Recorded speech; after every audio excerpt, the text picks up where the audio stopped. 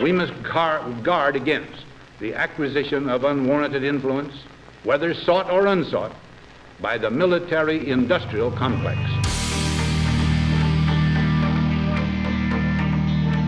What we do not do is spy unlawfully on Americans.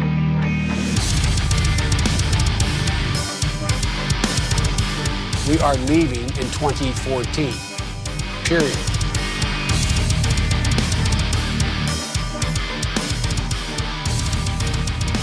Ladies and gentlemen, we got him. America's public enemy number one in the United States is drug abuse. In order to fight and defeat this enemy, it is necessary to wage a new all-out offensive. You are listening to Biting the Bullet with Luke and Typo. On a journey where I'm supposed to go. I'm on the path of my ancestors, a path beyond the stars, a path to Valhalla. I want Dondo. And you've all chosen your lot with the devil, and I've chosen that I must take you on. It'll be this contest that defines us. It'll be these wars, these fights, make us who we are. Once we stop fearing the devil and start taking the devil on is the day we start living. And then you see the horizon. You realize God's in control. The enemy's got to be engaged. Bone's got to meet bone. Sword's got to meet shield. The axe has got to come down on that skull. And in the end, we'll see heaven. And it's that spirit that's going to prevail. They cannot chain this spirit, ladies and gentlemen. And they will never chain it because they know it's better than them. And that's why they spend all their time trying to chain down people that are strong. But if you ever get us down, you think you got me chained up? I'll chew my arms off and bite your neck off. You've got the sacred right to defend yourself and to kill. When other people are trying to kill your ass. You understand that? You understand me? You need to find your spirit and stop giving in to these devil worshippers. And you need to let them know that you will defeat them one way or another.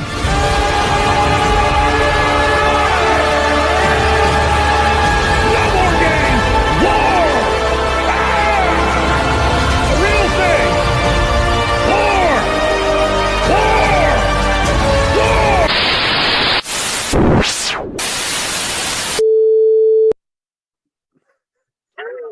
And you will defeat them. War. Oh man, it's a hype video, man. That's a pump up video. I want that as my alarm clock in the morning, dude. If I listen, if like say I'm into QAnon, right? Say that I bought into all that stuff, right? Say, and let's just pretend for a second. Let's just pretend. Yeah, let's just pretend. I'm not saying I believe it. Let's just say pretend that I believed in this. And we were, say it's January 5th, right? And you and your boys are about to go to DC and show them commies who we are. Oh, shit. Dude, that fucking video would hype me up. Oh, yeah, dude. That video hypes me. Like I said, I want it as my alarm clock in the morning. I'm going to figure out how to save that to my sounds. And that's going to be my fucking alarm clock in the morning. Yeah. Dude, that shit's glorious. That got me motivated, dude. Dude, it's so fucking good. It's so good. I'm motivated for today now. Dude, speaking of January 6th, have you seen the whole, there was a guy that was like schizo posting. It was either this week. I think it was this week, like at the beginning of the week. But he was schizo posting about how one of the guys from, I don't know, I don't pay attention that often. One of the guys from Trump's like cabinet, he was talking about that he led like a group of people into the White House on the 5th on a guided tour and showed them like the places. and he's like, this is breaking news, and he like had like a 30 fucking point thread, and Yeah, yeah. this is gonna get proven. Yeah, basically they did surveillance of the grounds before they stormed it, is what they're trying to say it was, is like they're going in there like calculating what's the best way to take the Capitol. Yeah, and it was led by one of like Trump's advisors or something like that. And I'm like, whatever, bro. Like this is fucking stupid. Dude. They are like, I mean, dude, talk about like out of touch, dude. Yeah, Like they're only out of touch with, like, if we're talking about Democrats, they're only out of touch with half the population, right? Well, yeah, I don't know. Because like even my parents, who are kind of upset with the Democrats, they see January 6th as like a really horrible thing. Really? I mean, yeah. I shouldn't laugh, but no, I think it's funny too. I joke about it every time I'm there. I'm like, January 6th did not go far enough. Like, I remember when I first talked to my mom about this, and she was like, don't you think that's like really bad for our democracy? And I was like, I think it's really good for the end of democracy. You're just that fucking weirdo, dude. You're like, why so serious? You don't even like try to persuade your parents. You just say the most radical shit. Yeah, I really do. Just because I want them, like, I think they just get a little bit more worried. They're just like, oh my God. Like, they're like, they're like telling other friends, like, he's such a good kid. And I'm like, we should end democracy yesterday. Yeah. She tells people that she knows to listen, that like our coworkers or stuff, to listen to the podcast. And I'm like, Mom, you got to stop doing that. I was like, they're going to be like, what the fuck? Yeah, that's not good, dude. Especially like, I'm assuming that like where your parents work is like a little bit more liberal environment, maybe. I mean, they're in Dallas, so it's like, it's kind of liberal, but she's like, the ones that she always tells me that she told, it's always some white, like, straight guy. And I'm like, all right, Mom, like, yeah, that's not the only people that we talk to. I get it that Typo and I are both white and straight, but we're not fucking Jordan Peterson over here. Like, like, but yeah, but she only tells people that are like kind of Republican light, and I'm just like, I'm not Republican light, Mom. I want the end of democracy. It's probably weird for everyone, because I think even like regular liberals are kind of like even caught off guard with all this stuff. Like what I mean is like, you know, like we knew plenty of like liberal people in Phoenix, and like there were some of them that like took a lot of that liberal agenda stuff to heart. Like they really did. But then like the other half were just like, meh, like gay. Like, you know what I mean? They weren't like buying into it. Well, and every time we talked, like they were all like, no, I get that. They're like, but don't you think? And it's like, no, I don't think. And they're like, well, I understand. Like, I get where you're coming from. And that's how a lot of people were. But now I just think I feel like you're with the program or you're not with the program. And there's a lot of people that still hold democracy as the God that lives right now. Yeah. Well, it is pretty weird, dude, because it's like there's two different realities in America right now. There's like three or four different realities in America right now. And we're a schizo fucking nation right now. Yeah, dude. Like we're so divided on like the most simplest shit that it's like I saw a meme today where it was like the old Joker, they had to toss him into a chemical vat, you know? Yeah. And that's how he became Joker. The new Joker gets turned by society. Yeah, the new one just gets turned by society. It's like, that's more realistic. That's the vat of acid. That like society is acid at this point. It's a nuclear waste. Like it is fucking crazy, dude. Oh, and the culture is just toxic. Like the culture in general. Yeah. There's a culture, and this goes like, this isn't like, oh, the left-wing culture, the right-wing culture. This is like all of them together right now, especially the loud ones, you know, the crazy evangelical Christians and the child raping pedophiliac fucking government, and then the weird groomer ass left. Like, this isn't like this. It's all a part of this. It's all a cancer in the body, and the cancer needs to be cut out. That's how you get rid of cancer. It's like, it's just craziness. Cause I don't know, man. Like, cause like, I guess like the real difference is just like, if you gather, like, I don't even want to say online, but like, I would say like, if you gather, maybe it's just because like podcasting, I'm not really necessarily sure, but like the internet provides a lot, what I think, a narrative that's grounder in reality than like anything you'd watch on TV, dude. I think you're just more exposed, right? Like, you're just more exposed to more people's understandings of what's going on. So you can find the middle ground a lot easier. And the middle ground is the true reality, right? Like, kind of like everybody is like piecing together of what they see of how the world is kind of what the world is, right? Like, that's generally how it works. It's not like they have pieces right and then pieces completely wrong, but all the pieces that are right stuck together. It's like, that's what it is. And, you know, I'm not saying that we're grounded in reality, but I feel like we're more grounded in reality than most people. Like, dude, it's just insane. Like, the whole, all right, so it's obviously fucking Pride Month, and like the groomer shit has been getting hit hard. And there's like, so I understand it. Like, I get it. But some of the shit that people are saying on the other side of it is like the 90s, 2000s, the gays should be burned at the stake shit.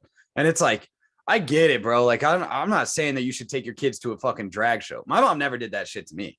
Like, when I was at drag, there was fucking weird, you know, fucking people doing weird shit at Pride, but she was definitely the one that was like, we're going to be on the float, because her bar ran a float. And it was like, and if I have to, I'll cover your eyes, because I'm an adult enough to be like, this isn't appropriate for my 6, 7, 8, 9, 10-year-old son, you know, like, and it's like, you're going to be exposed to harsh realities in the world of things that you don't want your kid to see.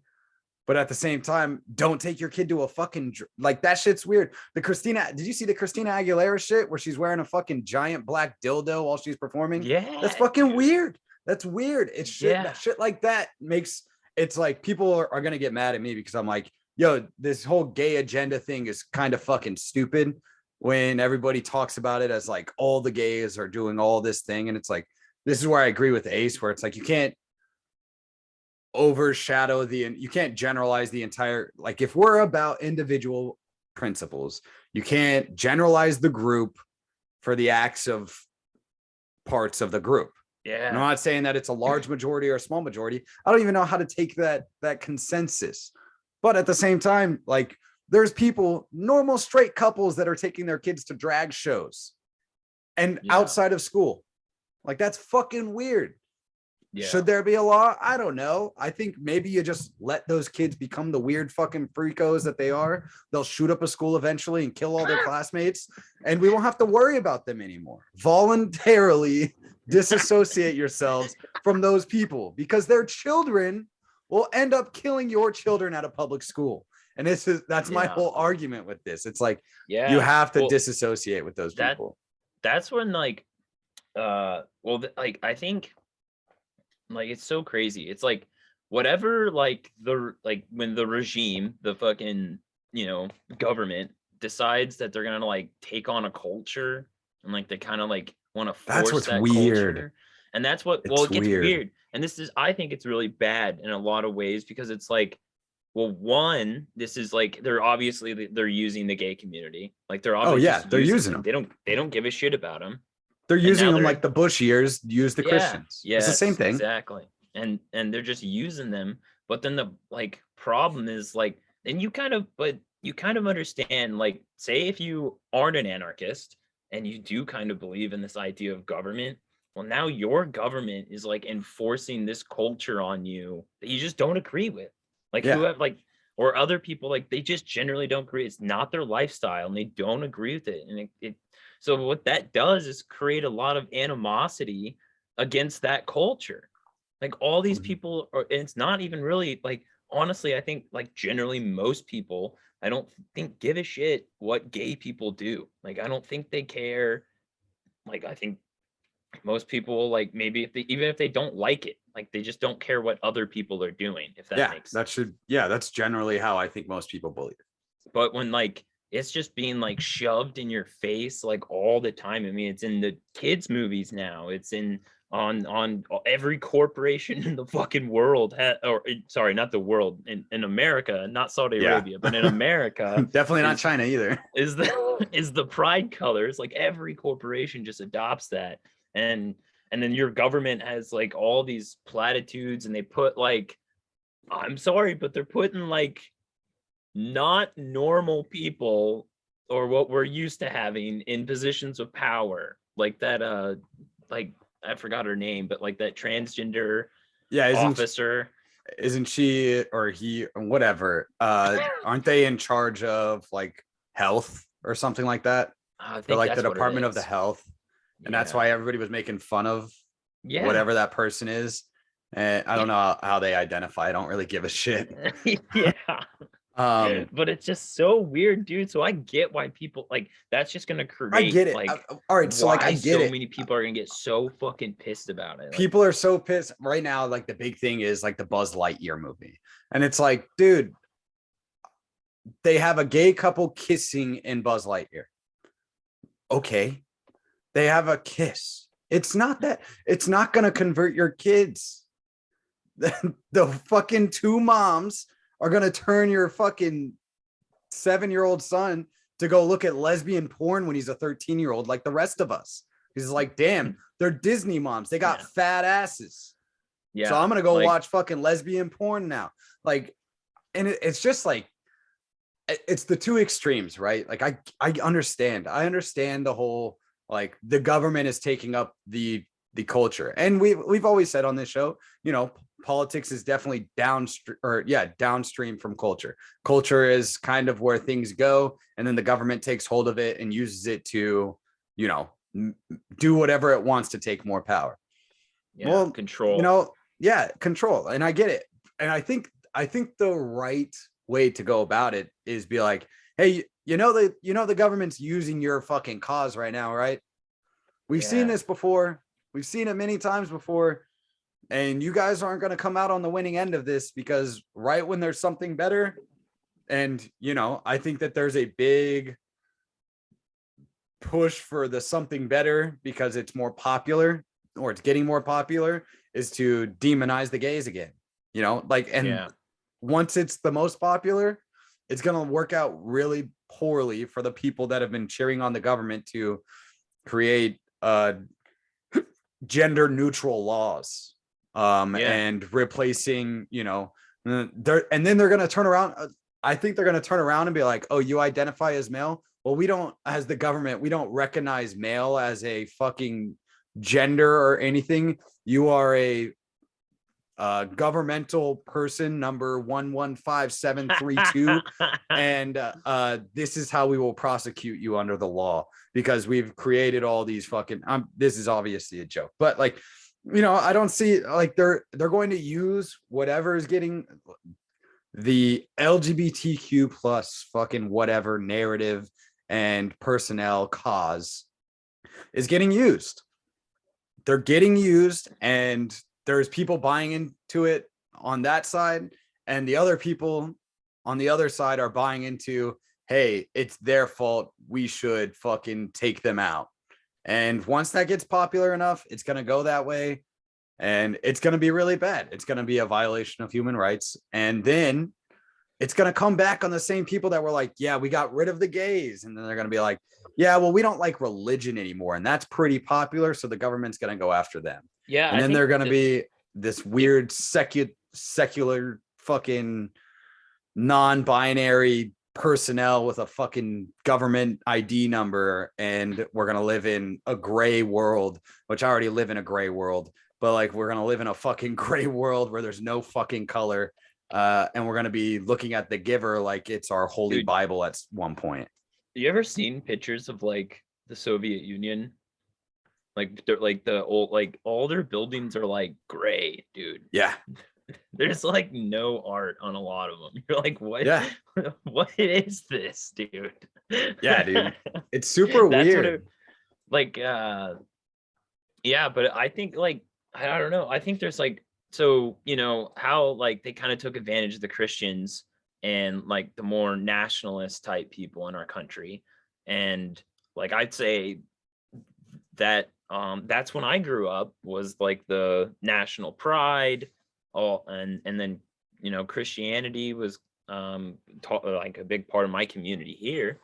Mhm. And so they definitely like took advantage of us, but or I would say this community or all the other Christian type communities like that, or more conservative or whatever, that it kind of created a counterculture on the left, to where like I remember growing up and it was like normal, where you would see like kind of atheist jokes, or at least jokes where they're making fun of religion in general, like in Yeah. comedy. Yeah. I used to make them. Yeah, I thought those, I mean, I generally thought those were funny. And maybe it was because we lived in that kind of more of a culture where like the right wing agenda was being like that was the top culture, and like that was kind of being pushed on us a little bit. No, not completely. Like the progressives were still pretty much in charge, but it was definitely more of a right wing culture they were pushing at the time, with like the flags, you know, nationalist ideas, and like America. Like country music was going crazy, I mean, man. And I just feel, I agree with you. I feel like you can't disregard the Bush era as, like, I understand that it's a progressive era in a sense, but the Bush era itself was Bible Belt America taking back what little power they thought they had. Like it really was. They yeah, were well, they were bringing rock stars onto fucking trials. They were trying to prosecute music. The FCC got very dude. The Dixie censorish. Chicks. The Yeah. Dixie Chicks said something about against Being George anti-war. Bush. Yeah, George Bush and the wars, and she got canceled. Like she got canceled back then. But like, I Yeah. mean, now it's pretty normal to see people get canceled, but like that was pretty big. Like that was, I just think that, I think a lot of people are like, it's been a progressive era, you know, whatever, for 60 years. And I understand the sentiment. Like if you look at the general trend, yes, but there's been clear times where it has flipped back towards the conservatives, and the conservatives have won major things back to back to back. Yeah. And then what they won is used against them once the progressives get back. And that's like the biggest point that I try to get people to understand. Yeah, no matter what, like whatever the dominating culture, it's not even like really the dominating culture, honestly. What it's like the loudest. It's that, but it's also what I think mainly is the regime changes like a fucking chameleon. Like whatever culture it needs to get its political agenda, that's the one it will cater to. That's like right when 9/11, dude. That's why it was like all those things. Like it took 2 years before we got the Iraq war. So it wasn't just like we got hit on 9/11 and then all of a sudden we're going to war with Iraq. No, it took 2 years for them to fucking gin up a whole story and lie to the American people before they got there. And the whole time that was happening, they were firing up the people they knew that would get them to go to a war. So they just cater to the right wing. It's America. Get them angry. Why the hell did these foreigners attack Fornoids? Yeah, fornoids. These illegal aliens ran these into aliens. Yeah, that was an unidentified flying object. Well, dude, that shit like got us fired up, and like I was a veteran family, dude. Like it was like, dude, Toby Keith played on the radio for like 76 months in a row. Yeah, dude, he was a rock star then, and like also stick a boot in your ass. And it was, don't get me wrong, like it was a shocking thing that happened and kind of changed, and it was horrible. Country. And it was absolutely horrible. Like, and I mean, dude, there's so much footage that I keep seeing today that I've never seen this angle of 9/11 from. Like, just all these angles pop up, or like, and it's so crazy. Well, what actually is the craziest is like what you watched on TV. When you looked on the internet, there was far worse images. Like, far worse. Yeah. Like, I had no idea there was people jumping from buildings when I was. Oh, you didn't? And when I was, remember like, watching I don't that on remember live that. television at that age. Oh, I do not Yeah. remember that.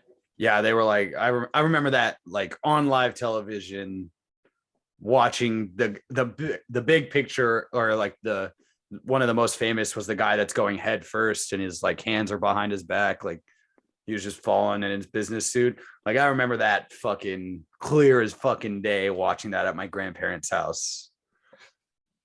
Like Yeah, that shit was that's wild. I remember being I so pissed because my parents didn't take me out of fucking school. I was like, okay, what the fuck? Everybody else in my class got to go home, and it was like me and 3 other kids that were like, it was like 2 Mexican kids and a black dude, and we're like, oh, we're the black sheep of our families. Look at this. They don't even give a fuck about Yeah. us. But like I don't know, the regime, it's pretty like evil genius when you think about it. Like they are like chameleons. Like they can change to whatever they need to cater to get their agenda across. And for some reason, I mean I don't completely understand, but they're catering to like the left really hard, and it's always like the minority groups, and that's what Yeah. they're catering to. And some people think it's to keep a race type of a race, at least a soft race war going on constantly to like keep us occupied so they can do whatever the fuck they want.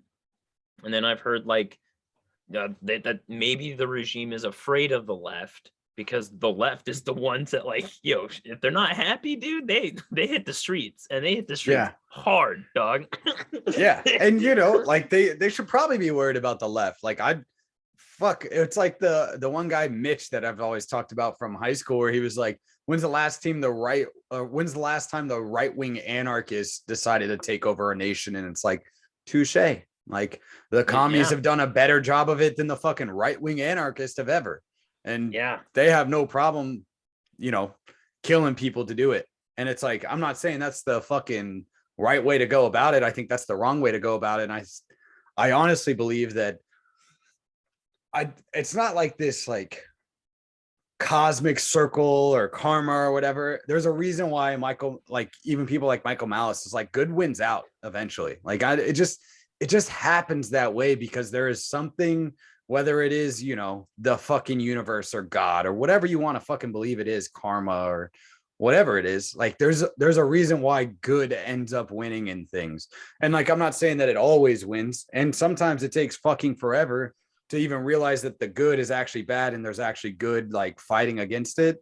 But that doesn't mean that it doesn't win. And I see it. I see it every day, how Bitcoin might be getting used by Russia, or like their central banks might be getting used by Russia, or Bitcoin. Honestly, this fall in Bitcoin is one of the best things to happen to Bitcoin, especially if it gets lower and more people are like, well, the US dollar is fucked. And if they're smart, hopefully they're like, well, this is the perfect chance to get into Bitcoin because I can actually afford something of it. And the falls of Bitcoin are a good thing for Bitcoin because it allows the barrier to enter, it becomes so much lower. And I think that's why it's good that it has these boomer busts, and it's not tied to the dollar, but especially in the United States, we tie it to the dollar, and it's like, oh, it's worth this much because that's what we know is the dollar. But with all that being said, it's just like, I think there's a way out, and there's always going to be a way out, and you might get set back and there might be roadblocks or whatever, but there's a reason why good always wins, and it wins out in the end. It just fucking takes a minute to get there. Well, like, I think a lot of things have already changed, and I think significantly, and I think it's mainly because of the internet. Like, oh yeah, the internet we fucking said that since day one on this show. The internet changed everything, but a lot of times too, I've never heard it like this before, but I forgot who I was listening to, but someone was saying that like, well, the regime has learned that they can't get away with their old like shenanigans anymore.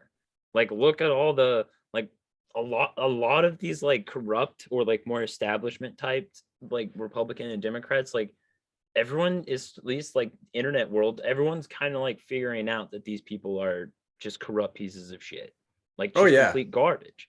And definitely. Like political assassinations are down. And it's like, well, they can't really, it's harder to fucking politically assassinate people anymore because of like camera, internet reporting, like the beefed up security. Like it's much harder to like you know, like maybe they can get someone like Epstein, but it wasn't very obvious. Like, Yeah, I mean, everybody still didn't- thinks the government yeah, did it. they didn't really get away with that. You know what I mean? Yeah, they got away with this. No one got in trouble, but a large significant portion of the fucking world is like, okay, Yeah, Hillary Clinton did it. okay, you're just bragging at this point. Like, this is like, okay, you're just showing off. Like, we can't do anything really to stop this, but you're just showing off now. Yo, I'm gonna fucking kill myself, but like before on the lead up of it, I'm gonna be like, I am not suicidal, and then just keep doing it. So when I do die from suicide, everybody's like, I don't believe it. I don't believe it. He Yeah. didn't fucking kill himself. Yeah, dude. Yeah, I would be the biggest troll, dude. I would be the biggest troll. I would plan out my suicide as yeah. in like 6 months from now, I'm killing myself or whatever. And Oh no, I I'm would playing just- long game. It's gonna I be like would a set it up, 5-year dude. plan. a 5-year plan. You would suffer through this life for 5 more years to go out like a bang. Yo, dude, it's where do you see yourself in 5 years? That interview question. And it's like, well, if I told you, I'd Yeah. have to kill you too. Me too. What does that mean? If one whoever does it first, the other person just has to keep inviting guests on and never acknowledge on the show that they're missing. We just never. just show up on the show and just have like the other person's screen right there too. But Yeah. talk to them like it's normal and just never respond when it's like dead time and just be like, yeah, dude, da da da. Like just keep going with it. Yeah, just don't even mention it on the podcast, dude. Fucking. Dude, Oh my I think God. that's the way to do it. You plan it out, and if you are going to commit suicide, make sure the government takes the hit. Do us a solid. Yeah, make sure the dude. government At least looks make bad. them look bad. This is do some Machiavellian shit with your suicide, dude. Yeah. at least have some sort of good come out of your life, because if you're killing yourself, you're a waste. So Yeah, don't just like do it and like have your family have to clean up your body or whatever. Like, go out with a bang, dude. Do something Yeah. wild. radicalize your family with your suicide. Jesus. Make it look like the government did it, and then your life was actually worth something, because you were probably a pathetic human being before that. Yeah. And then it'll just be hashtag Luke didn't kill himself. You can trend on Twitter for once in your life. Oh my God, dude. Yeah, dude. I don't know. I think everything, the whole groomer conversation, I think the groomer thing is it's getting very, very similar to the you're a racist thing. Like, it's just like, there's so many things that are just, it's like, your parents kissed in public and they're both gay dads. I think Well, you're right, a groomer. yeah, And it's yeah, like turning I think, into the same thing. dude, there's a couple of people on the right that just said that that's what they're doing. Yeah. They don't care who, like, whatever it is, they're calling, like, if some, like, they're like, we're done, like, basically their mentality is like, we're done debating, so like, we're gonna do what you guys did to us. So like, where we try to like explain like, oh, this person's not a racist, and you're like, that guy's fucking racist. And then so they're like, well, fuck you, we're done, groomer. And they just start fucking, it's just, that's what it is, dude. It's groomer racist. Like, what are you? Like, what side of the what side of the spectrum? what side of the political Are you a spectrum are you on? groomer or are you a racist? I think I'd rather be a racist. Yeah, probably. I think I'd rather be a racist. If I had to choose, gun to my head, probably be a If I racist. had- Yeah, actually, you could just do an elaborate scheme and kill yourself. I'm not either. The government killed me because I'm neither groomer or racist. I'm non-binary. Yeah, dude. I don't know. The whole thing is just, I get that's a way to go about things. I understand, but it's just like, I hate the people that do it and then hold the moral high, or act like they have the moral high ground. Well, they called me racist the whole time, so I'm gonna call them groomer. It's like, bro, you're just a fucking bitch with a fucking different hat on. Like, I don't care. And I feel like it's not productive. And there's going to be tons of people. I'm not saying that listen to this maybe, but there's a lot of people on Twitter that are in the same sphere as we are that are going to be like, no, this is the way to do things. I had somebody arguing with me about that, where I was like, you're just doing the same things. And that's like, in my opinion, that's not a winning strategy. Like to get these ideals out there. And they're like, well, it's winning for them. So how can you say it's not a winning strategy? And I was like, well, they're two different ideals. I think one has a lot more, like, with the whole racist thing, I'm not saying that they're right, but they have a lot more historical evidence to try and prove it than you do with the whole groomer aspect. And maybe that's because, the groomer aspect is relatively new, but at the same time, it's not like this would sound weird. Well, that's not going to sound right. What I was going to say was, it's not like the government has been fucking peddling children for centuries. And I was like, well, there's actually a lot of proof to that. It's just not as well known. I think the way, that's why I was thinking about how to word it. It's not as well known as the clear instances of slavery or, other fucking Jim Crow laws or fucking all that shit. Like it's just not going to go well over the populaces. And, at the same time, it's like, then like, I think the best idea is like fucking do it and then separate. Like, I mean, we've been screaming secession on this podcast for that's honestly what 2 years now. Like it's the most rational thing. It's not even like, well, what about China? I was like, no, dude. We're like, no. If like all China has to do is wait, bro. Because we'll go to war with each other if we stay like this. Like, I think it's much more likely if we stay united as a country, there will be a civil war. Like, and I think it's very clear who would win at this point. Yeah. I think it's very clear who would win because there's a large majority of people in one camp that have served in this nation's wars. And no matter how disabled they are, because first off, they joined the military. Second off, they joined the military and probably got fucked up in the military. So that's like two disabled times two. And a lot of these post like 9/11 vets. Post 9/11 vets, they're looking for a just war because they never got one. They never got one. So it's like, bet, bitch, stack up. Like there's people that they're getting ready. Like, and I don't blame them. Like, I don't like.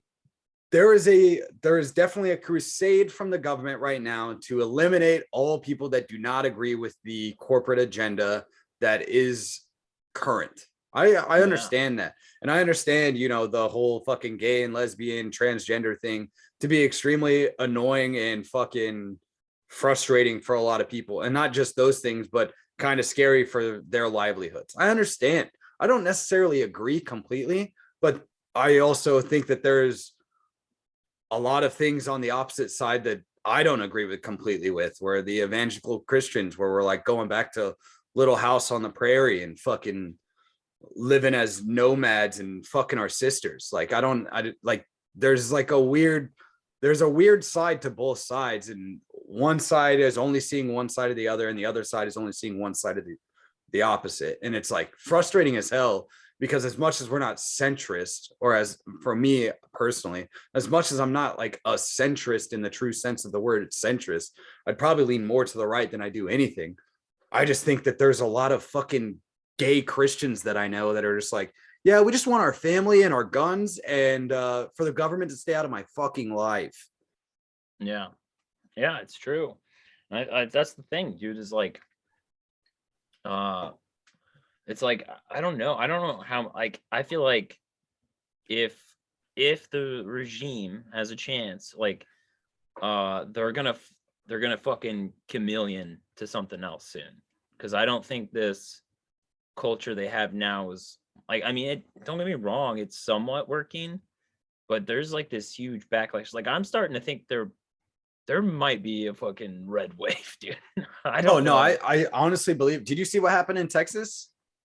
So there was a special election in Texas because so it's in southern Texas. I don't know what cities it really affects, like the main cities it really affects. I don't know it off the top of my head. I'm not that familiar with the counties and how they work, but there's a county in Texas. I think it was for Senate. So it's maybe it was one of the House. I don't remember. It's this girl, something Flores. I'll look her up while we're talking, but she won, and she's a Republican, and she won in an area and so I'll give the backstory. This dude was elected 4 years ago or 6 years ago. I don't remember which part of the Congress he was a part of, but he was elected, and he left his seat. He retired basically to go be the head at some fucking crazy ass corporation, right? So he left his seat, and so they had a special election. Well, it's only a couple months till November. We got 3 months, 4 months left till November, 5 months, I guess. So they had this big special election to win the seat, and the Republicans were like, we're going to hit it hard. Like, we're going to try and flip this seat, because this seat has been Democrat for a long ass time. I think I did hear about it. I think I saw a Tucker Carlson clip talk about it. Yeah. So this seat has been for what's her name? Maya Flores. So the seat has been like, so she's a congressional representative. So it's for the House.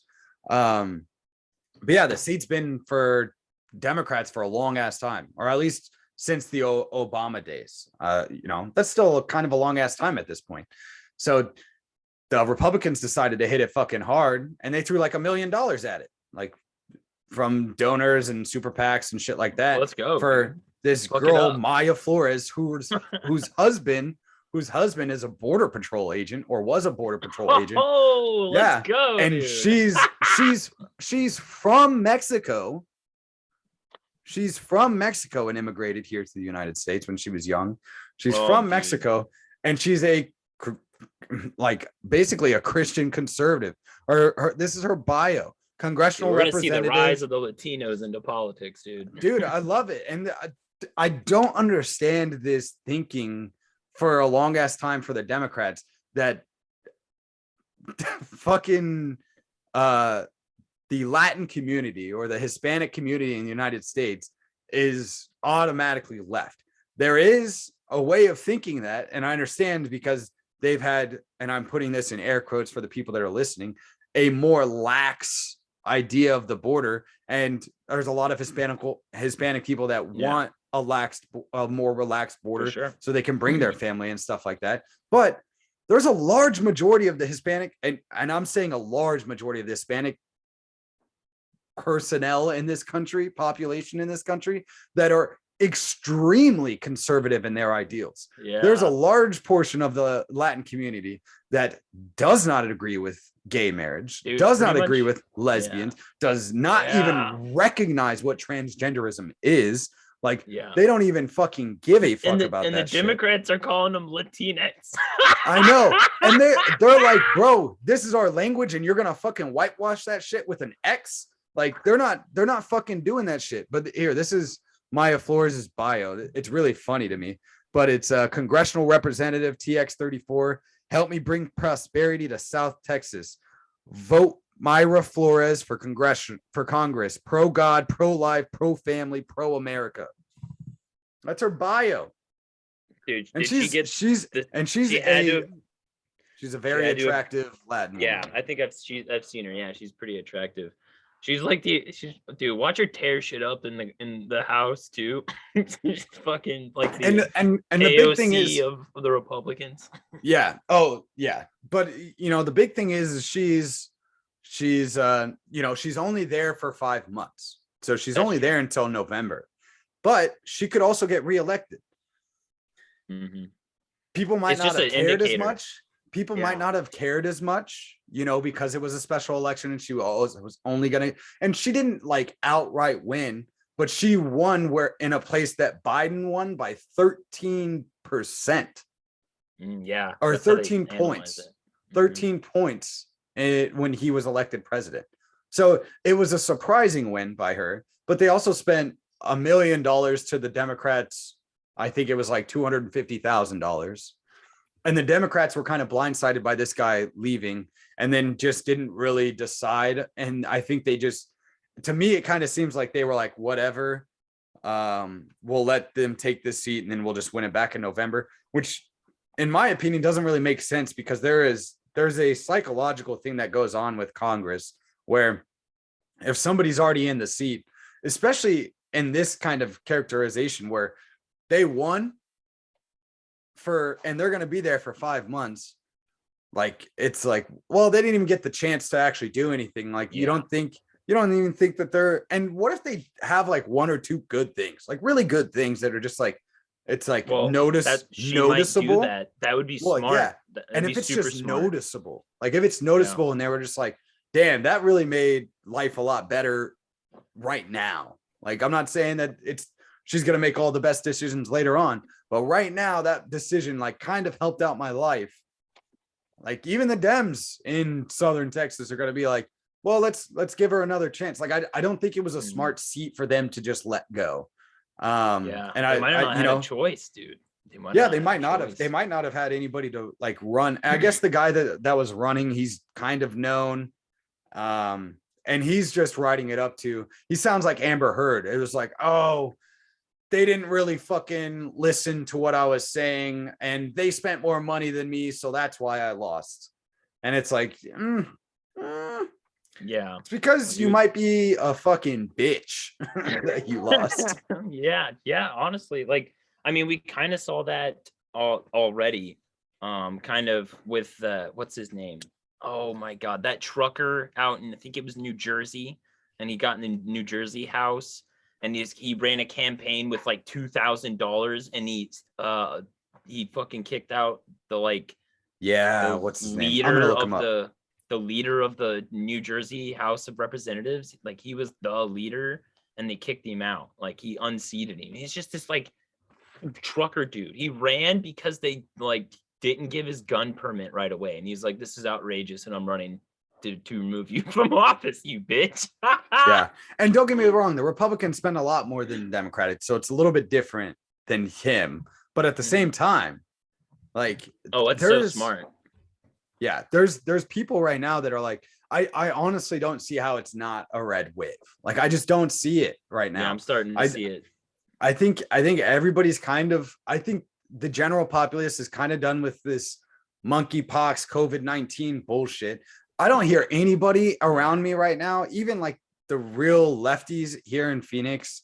I don't hear a lot of them talking about COVID. I really don't. I don't really have a lot of I don't really see a lot of masks. The only time I'm required to wear a mask is I work at some like old folks homes, and they're still requiring masks. And it's like, you know what? I'll fucking wear a mask here. That's fine. Usually the mask is better smelling than the fucking old folks home. So, you know, it's almost a benefit to me to wear a mask at that point. But, you know, I think there's a lot of people on the left where the left's scare tactics over the last, 3, 4, going on 5 years, definitely the last 3 with COVID.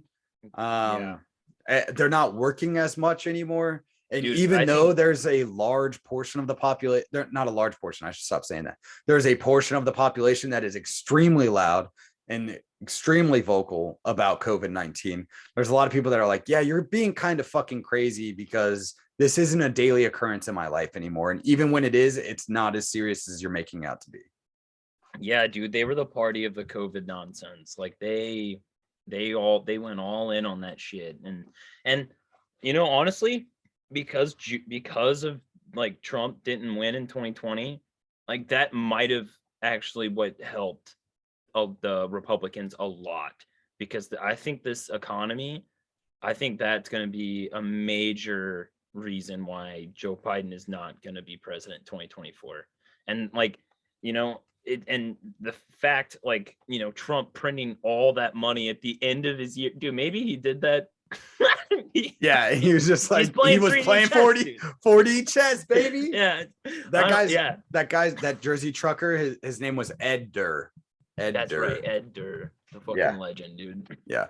But yeah, Trump's a fucking bitch for printing all that money. It fucked us. But, you know, Yeah. it may have been like a last ditch. Who knows? That guy is so dumb. He's smart sometimes that maybe he did it because he was like, this is going to guarantee a Republican getting elected in 4 years if there's a Yeah. chance of me losing I right don't- now.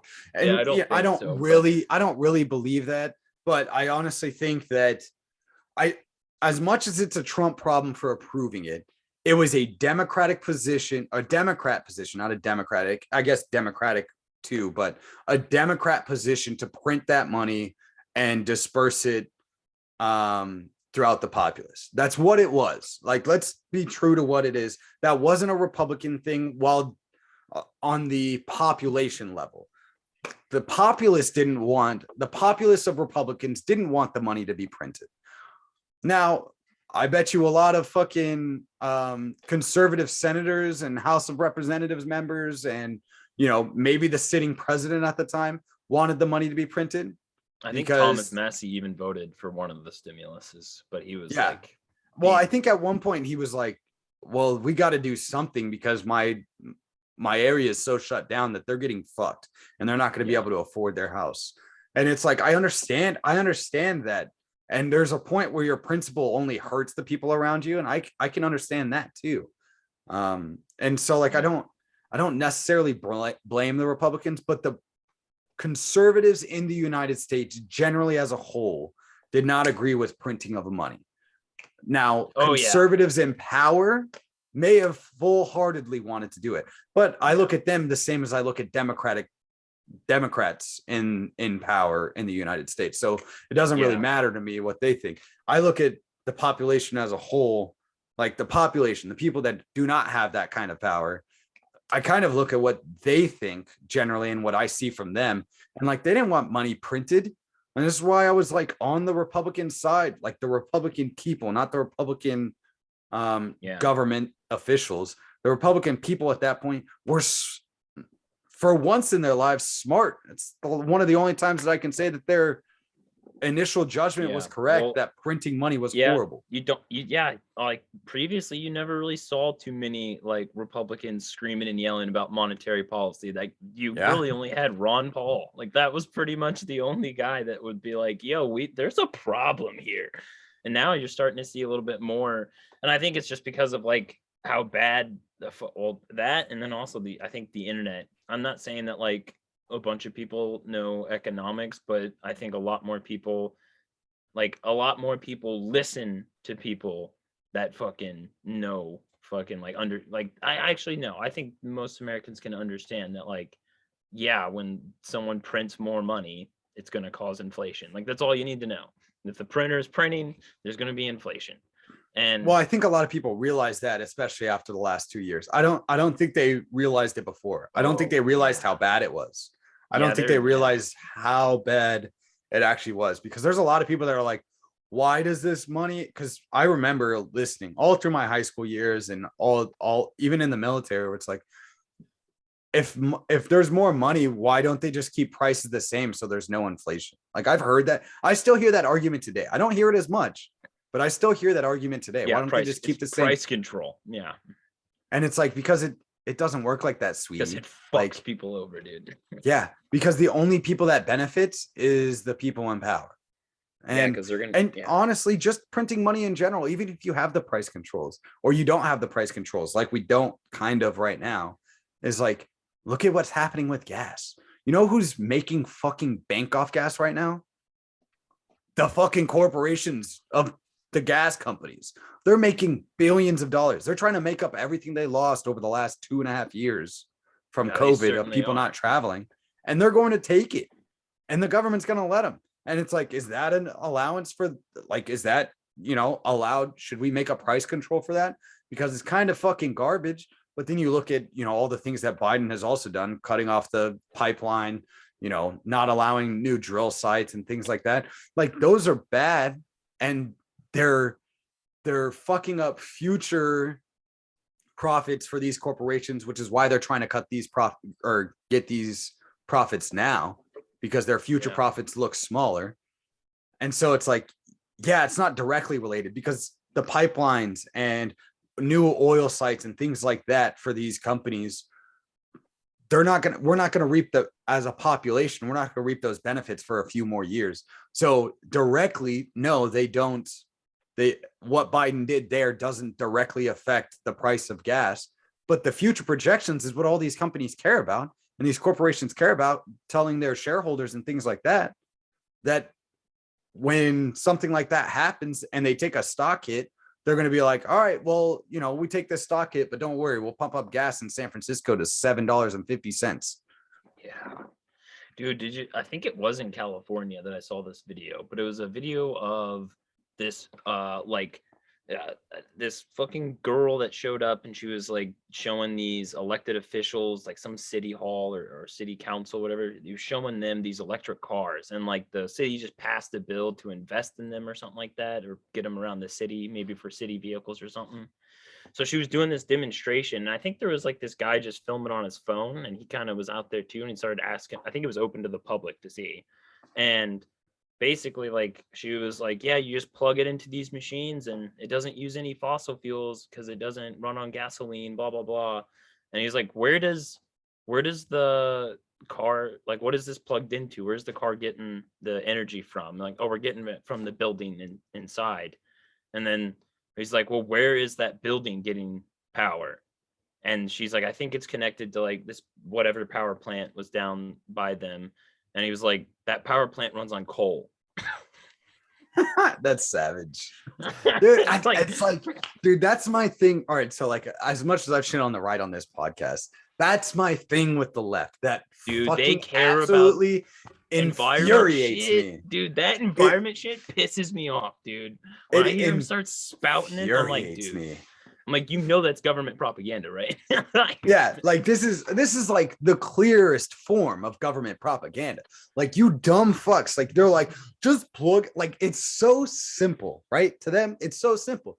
Just plug it in. It's using electricity. It's better than gas. And it's like, where does our gas come from?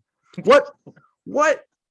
Like, I feel like they think it's like this magic fucking machine somewhere like within their county or something like that, where it's just like these two magnets that are rotating around this magnetic dome, and it's just creating enough electricity that it's free electricity, and we have to pay for it just because they have to take care of the facilities. And it's like, dude, they got them so like fooled that like there's this thing like nuclear energy, which is all, like, honestly, I don't know. All I've known is smarter people than me have told me that nuclear energy is a lot cleaner. Apparently it's easier to produce. I'm not really sure about that, but it's a lot cleaner and it's easy, and it's actually like available. Like, you could do it right now, and they're like shutting them down around the country. And they're like, it's dangerous. It's dangerous. It's too dangerous. And like, the waste from it is the waste from it kills the fish. And it's like, yo, a lot of these plants like realize like, oh, you realize what we're dumping in the fucking Pacific right now? Do you know how much coal we burn a year to produce the electricity you want me to just plug in my car to? Like, if we're gonna be honest about talking, like, I just want people to be honest. Like, it's so difficult to just have an honest conversation, because instantly when you like, I fucking try with, whether it's my parents or people that I'm friends with, because I have a lot of lefty ass friends. So it's like, I just fucking try, because I know they're intelligent. And I had these same arguments, and that's what I try to get through to most of these people. It's like, I was right there with you, bud. I was right there. And it's like, just try to follow me on this.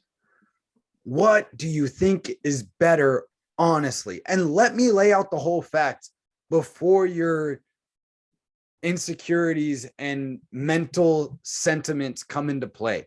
And I ask you honestly to try to not let everything else that has been told in your life to sway you. Just listen to what I'm saying. And I'm not saying that I'm the absolute like knower of all things, but let me lay this out. You go back and search some of the things that I said, and search it from alternative sources that aren't just CNN or Fox News or this, that, or the other, and just try to get a better understanding, and then come back at me with your argument.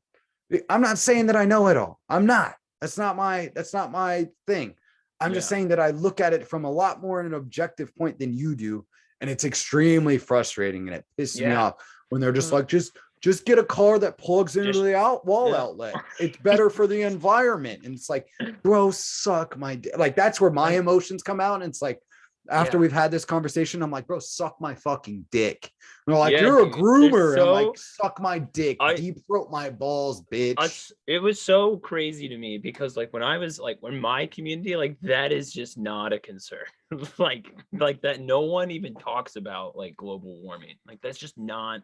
So when like moving to Arizona, I was like, oh my God, these lefties really care about the fucking environment, dude.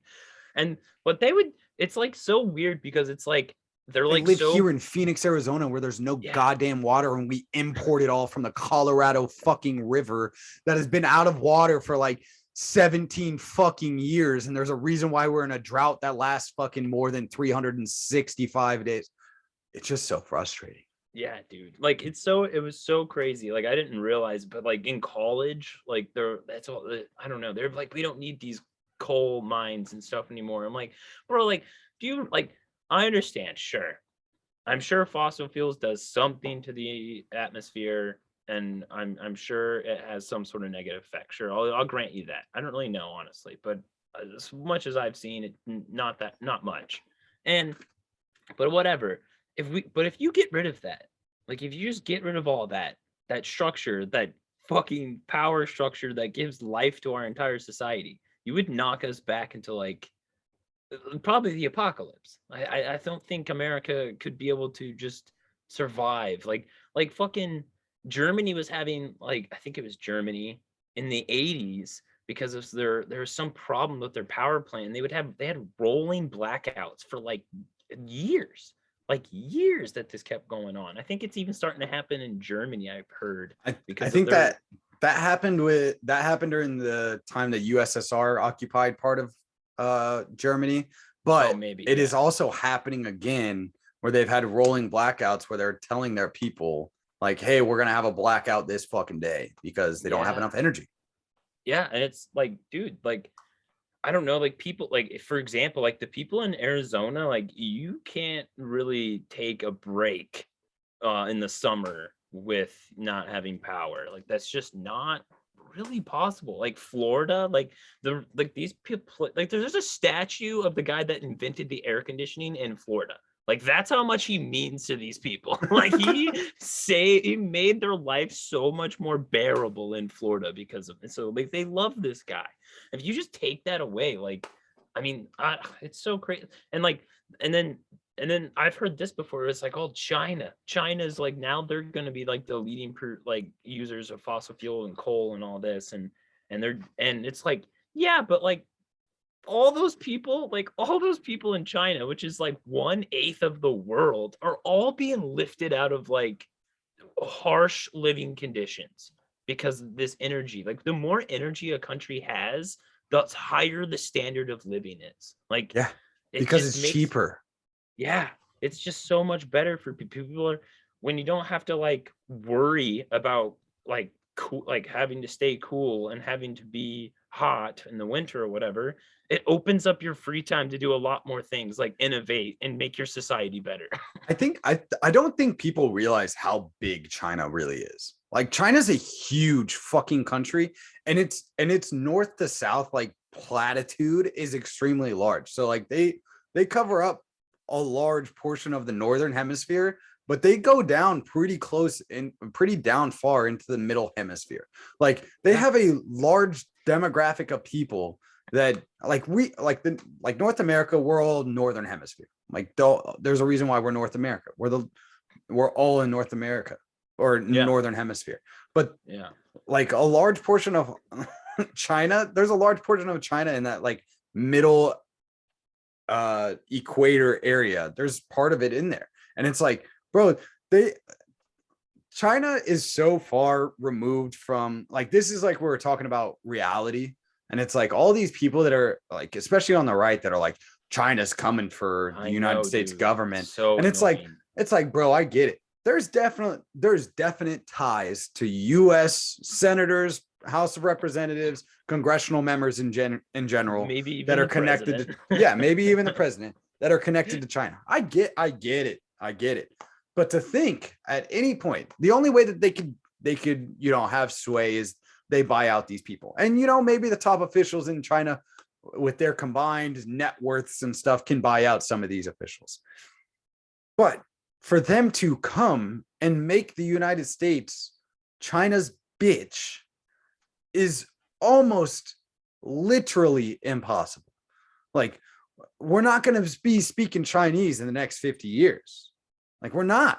Like, there's going to be people that do, because they're going to become at a certain point, if the US dollar doesn't fail, China is definitely going to have the means to be one of the biggest business centers in the world. And that's a very valid possibility. But guess what? The United States is so arrogant in the way that we view things, and especially the way that we do business, that the business spoken language is still going to be United States. It's still going to be English, United States English. There's a reason why the French never recovered after we took over. And there's a reason why nobody else has either. Like, there's a certain aspect of being American or whatever. And a lot of countries say that it's arrogance. And I tend to agree with them. There's a lot of arrogance in the United States, us compared to the rest of the world. But that arrogance kind of leads into good business decisions. Like, it just happens that way. And I don't think trade with China is a bad fucking thing. No, I think it's like essential. I don't think we could go to war with China, because I think we'd like tank both of our economies. Like, and instantly. I don't think they could go to war with us. And I think they've realized that. And the Oh, reason why they're running this fascist commie, like, it's somewhere in between. Like, it's a weird, the way their government and economic structure is set up is somewhere in between this fascist communist like setup, that it's the government owns private businesses, but it's all owned by the workers, which own the government. It doesn't make a lot of like. It's like they're transitioning in the middle of transitioning from communism to fascism. Like, it's like basically right. How I mean, and like that.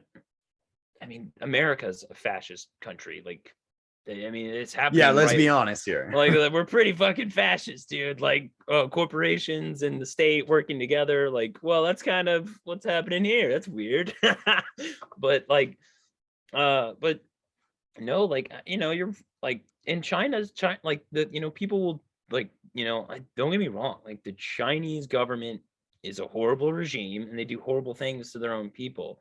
But when they cross borders, they cross borders with businessmen in briefcases, not with soldiers with guns. And that's how they negotiate with people. They're not.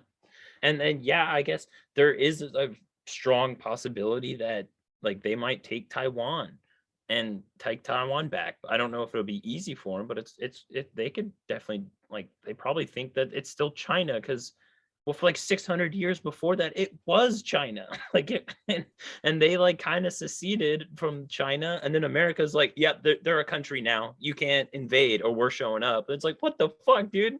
If Hawaii all of a sudden was like, yeah, we're just Hawaii now, we're not United States, and then China's like, yep, that's Hawaii, and if you do anything about it, we go to war. Like, America's like, you what? What'd you say to me, bitch? I think Hawaii has tried to do that for a long time, and everybody's just like, nah, Hawaii, you're by yourself. After we slaughtered their king, dude, they got pretty submissive. So I mean, that's what America is, the king slayers. Yeah, dude, they are. So that's like, there is a strong possibility. I mean, like, like the America, like on the global scale, is the empire, like, it is the dominant force. Nothing, other countries can't do other things on our watch. I mean, this is why that Russia thing is such a big deal, is because it is another country doing something that we didn't give our stamp of approval. We do not like that. And like anytime in the other countries are like going to war, like America's right there. I mean, look at the Saudi war on Yemen. I mean, I think there's a ceasefire right now, but for like 8 years, we're backing the Saudis up on their war. And now there's like all these, like, this is why I think like Putin said this, and I think he said this recently. He was Oh, bragged we're a little quoting bit. Putin now. Yeah, he Here bragged. we go. Well, he's kind of right, but he was bragging a little bit about how the Russian economy is actually at least somewhat stabilizing, and the American economy is actually taking a pretty good hit. And he said that the unipolar moment is over. And what he's saying is, I think that is like what Russia kind of did was like kind of prove that maybe America is in a little bit of a stage of a paper tiger. Now, I don't get me wrong, we're arming the shit out of the Ukrainians, but that's really all we can do. And I Yeah, don't we think we there's just a good chance gave that them we'll another go to $1 billion. war. Yeah, but I Just don't gave them think another like $1 billion. there's so much like domestic problems going on that I don't think they could get away with their foreign policy shenanigans anymore. At least not. I hope not. I hope I- not. I also said they couldn't shut down the country for fucking 2 weeks, That's let true. alone 2 Yeah, years. That's So, very true. I won't. you know, I didn't think that was that. God damn, I'm still a little disappointed that but that wasn't you know, I think 1776 right there. I think you were spot on when you were talking about China, when you said that well, my thing with China is like how many countries is China in right now currently? I think they have one military base in one other country. Yeah. And it's like and we're worried about fucking China? And that was a Like, big deal. When they did that, America freaked out. yeah. This is China's aggressive expansion. Like, okay, bitch. Yeah. Yeah, and that's what I'm saying. It's like, all right, you have a better opportunity getting through the United States population's head with Russia. Like Russia's the only other country that is like, we're gonna, support the North Koreans and put military in, I don't know, Saudi Arabia, or put military in fucking Iraq, or that's like Russia operates similarly to the United States, just on a smaller scale. And they have more countries to be involved in closer to them than the United States. And they don't even do it at the scale that we do. We're across the world from most of the places that we have bases in. And Russia's right next door, and they don't even have the amount of bases that we do. And they're less kilometer distance from those places than we are. And it's like, this is where it's like the argument breakdown. It's like with the whole China thing. It's like, bro, where are they at? Like, where? Show me, point to me on the map where China touched you. Like, I just don't see that argument. And it's not that I'm taking them for granted or that don't worry about them at all. It's not that. Like, it's just like in a sense, it's just like, fuck it, we'll deal with that problem when it comes to it. But like, let's take an honest look at ourselves and realize, and that's what this whole thing is about, right? Like, we've talked about this for the last 3 years that we've done this podcast. It's like, America's not the fucking superhero that you think he is. America's the fucking dude from The Boys that just like fucking takes out everybody. Yeah, that takes out everybody that everybody thinks is Superman. And he's just like fucking up people on a constant daily basis. Like, that's what we are. We're not the Superman in the comics. We're the fucking home leader in fucking The Boys.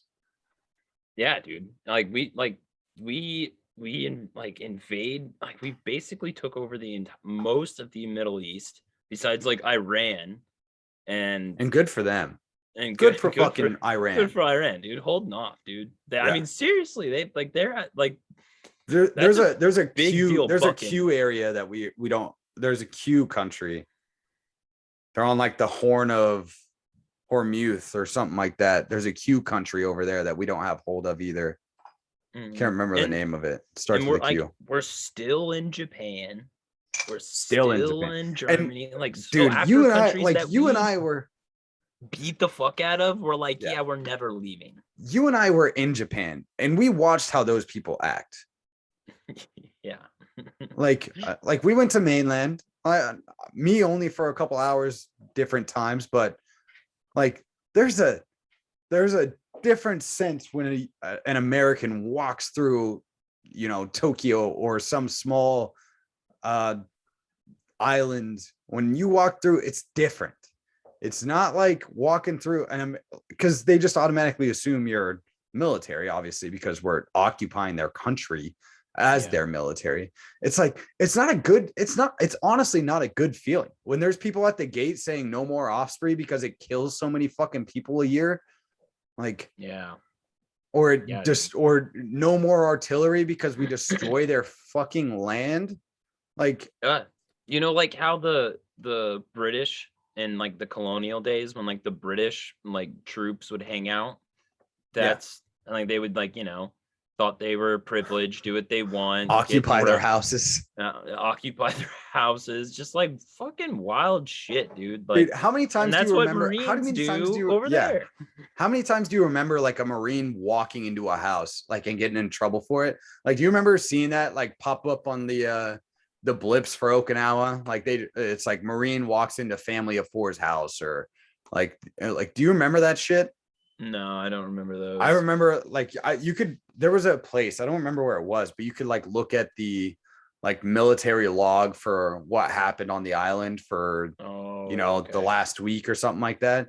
And it's like Marine walks in family as for his house and beats the shit out of the dad because he thinks he's at home or something like that. Like it's just like, no shit, they don't fucking like us, bro. We've been involved in their lives for the last 80 years. Yeah, like it's pretty, and it's pretty bad too, because like, and like basically all around the base is just degeneracy.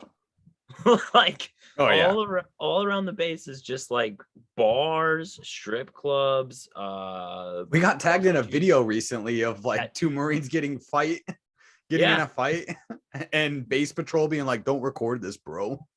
yeah, dude. But it's serious. Like we fucking, I mean, don't get me wrong, the people that the bar owners and stuff, obviously they love the money and whatever. But like I'm sure the common people that live there just trying to live their lives, like they fucking hate. Like they probably say like don't go near the military bases because it's fucking shitty over there. Like that's just it's all degenerate shit. Like that's all that forms around a base. And like I understand like thinking like if you're trying to raise your family, you can't live next to Kintown. I'll just say that you should not be anywhere near that place.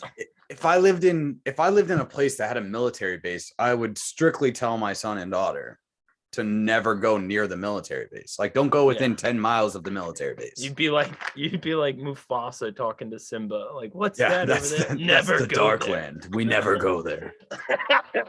Yeah, dude. I'd be like, no matter how fun it seems, it's not that fun. They're literally just a bunch of drunk, suicidal assholes running around in that place. A lot of times naked. I don't know why. There's always a dude naked. Yeah, So like, and we're occupying these places. Like, dude, like, I think like my grandpa might have been in Japan. Like my dad.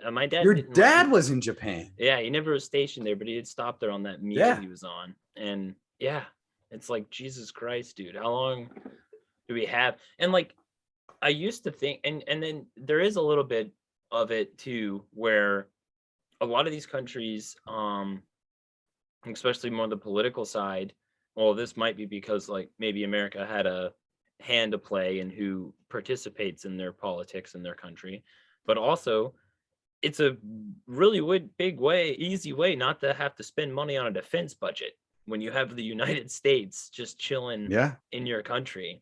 So it's like we are the empire. The country kind of benefits from us a little bit, I guess, but it's also like the community there just gets like completely fucking destroyed. And dude, how fucking pissed would you be if you're imagine it being like, so Okinawa, like they don't even really consider themselves Japanese. There's like a distinction. That's the biggest fucking thing. That when I found that out, dude, and I actually thought about it, like it's the biggest fuck you, because like they don't even really want to be a part of Japan, and Japan is sticking them with the Marines. Like and we just like the United States basically just annexed them and said you're a part of Japan now. Like we took over the island and you're a part of Japan. Oh wow. I didn't know that, but like they were in like a truce before World War II, like where Okinawa. They were the prefect. They were a prefecture, kind of, but they had their own laws that were different than Japan's federal laws and things like that. And I bet you they probably gave like a what are they tithings or teethings or whatever, basically taxes to the federal government of Japan, but they didn't like see Japan's emperor as their emperor. Isn't it crazy that we had emperors and kings in fucking 1945, bro? Isn't that just fucking, doesn't that just blow your, like, legitimate kings and queens, legitimate kings, queens, and emperors in 1945? That's just, it blows my mind all the fucking time. Like, that's not a big time of history that is without like this royalty that we've taught, like this divine royalty. Anyways, but it's like democracy, like kind of just completely almost completely took over the world. Like it's fucking so wild. It makes no just, like when you sit there and think about some of this shit. This shit. So we were talking with Cole from Tower Gang podcast. We were talking with him. We have a group chat with him, and we talk to him a lot. But we were talking with him, and he sent us a video of a Marine or a Army guy in the background of a Biden video when Biden's like talking. Wasn't it Biden? Yeah, it was Biden video. And Biden it was DeSantis. It was DeSantis. Oh, it was DeSantis. You're right. He was in the background of DeSantis talking, making the Elon Musk African-American joke that he made, that you guys probably all heard about. And he was sitting there and he just like didn't react at all. And there was a lot of people like commenting, talking about, look, even the Army guy's not reacting to his stupid joke, da da da da da. And it's like, bro, like there's a certain point in your fucking head, like when you're involved in things like that, like shows that people are doing, where you go so far into your head, you're not even paying attention. The only time that you pay attention is when you hear like certain strike words where you have to like, yes, sir, no, sir, salute, or whatever. You know, you have to do certain things. So those are the only things that your brain picks up. But these are the things at those points in time that I would think about. I'm like, I'll be sitting there in a changeover formation. We're getting a new fucking commanding general for the base. And I'm sitting there marching and then going into our position, standing at salute, doing my salute. And then we're standing there at attention or parade rest for an hour and a half, 40 or fucking 2 hours. And I'm just like, I'm in Okinawa, Japan. And less than 80 years ago, this place was held by an emperor. And that's what I do. I go into my fucking head and I can sit there and I go down fucking my own rabbit holes of things that don't make sense. And like this whole, like, and that's when you start questioning what reality is. And that's probably what brought me here. I bet you there was probably not a lot of people that had any thoughts in their head at that time. I fully believe that there's a lot of people, especially in the military, because there's a low IQ requirement in the military. There's an IQ requirement, but a very low. We're starting to talk about IQ now, huh? Yeah, dude. We need to get rid of most white people. Like that's my idea on IQ. Because you can't judge a fish by how high they can get in a tree, how high they can climb a tree. I fucking hated when my commanding officer said that shit. So, but you know, like I would sit there in my fucking head and then I would like look over and there's probably like a look of blankness on my face. But then when I talk to people after those kind of formations, they were like, I was like, what were you thinking about during that? Because I think that shit's interesting. It's like, we got an hour and a half out here of just not talking, like, doing shit. It's like, what do you think about? Anyone that doesn't understand, like sometimes in the military, you get selected for like these, I don't know, these change of command ceremony. They're all ceremony for something, whatever the fuck it is. And you get a whole bunch of ceremonies. And you got to march around and do shit with your rifle, and you got to look good in marching. Like I'm sure everyone knows. And then you got to stand for a long ass time. Yeah. And while the ceremony's going, you stand for a long ass time, and you don't talk. You're not supposed to move. Like you just stand there for literally stand there for 30 minutes. You don't itch your face. You're not allowed to itch your face. No, nothing. Now, like the Navy, they'd let them get away with it. I always saw those fucking sailors over there taking breaks and water breaks over there, dude. I fucking hate it. Yeah, we just pass out like men and then get taken out of the whole fucking thing. I'm not even joking. Like, we're standing there and someone will pass out, and then 2 Marines from the back will run up, pick up the dude, and then they just go to the back. That's like a no joke fucking thing. They just pick them up. Like, there's 2 corpsmen, 2 Navy guys that are designated to do this. They like, one of us will pass out because they lock their knees and they're not fucking. They go so far into nothingness. I've seen people do it on purpose. Yeah, Like, dude, I've thought about doing it on purpose a lot, but I ain't no bitch, so I didn't do it. But it gets fucking hot in Japan. 90 degrees with 100% humidity, and people just fucking pass. It's hot as balls, and you're out there for more than an hour. You're out there for more than an hour, standing straight, and you're not allowed to move. You're not allowed to move. It makes no sense. And you can't really hear. You can't you'll hear your commands of. They're whatever talking you to the do. people sitting in the stadium that you're in front of.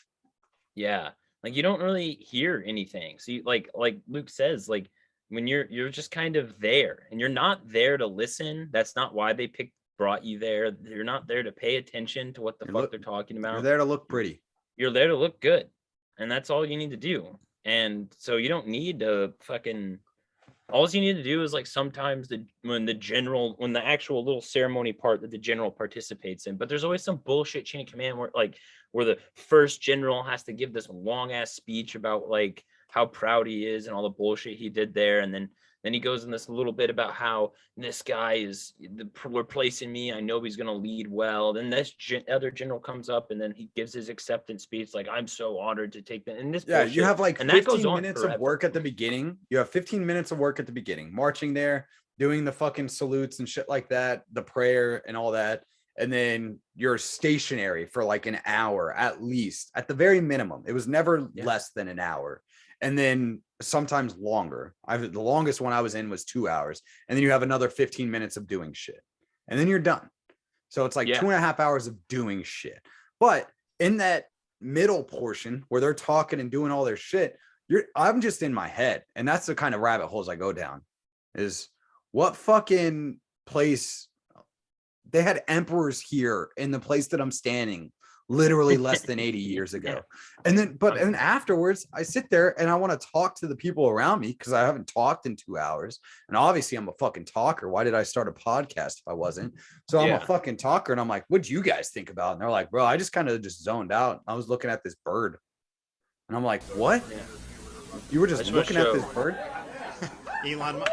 So what I would say, I'm focused on 20. What he's saying is not important. If you're watching the video, look at this guy. This guy in the army. This is his face the entire time that DeSantis talks. Even when he makes the joke.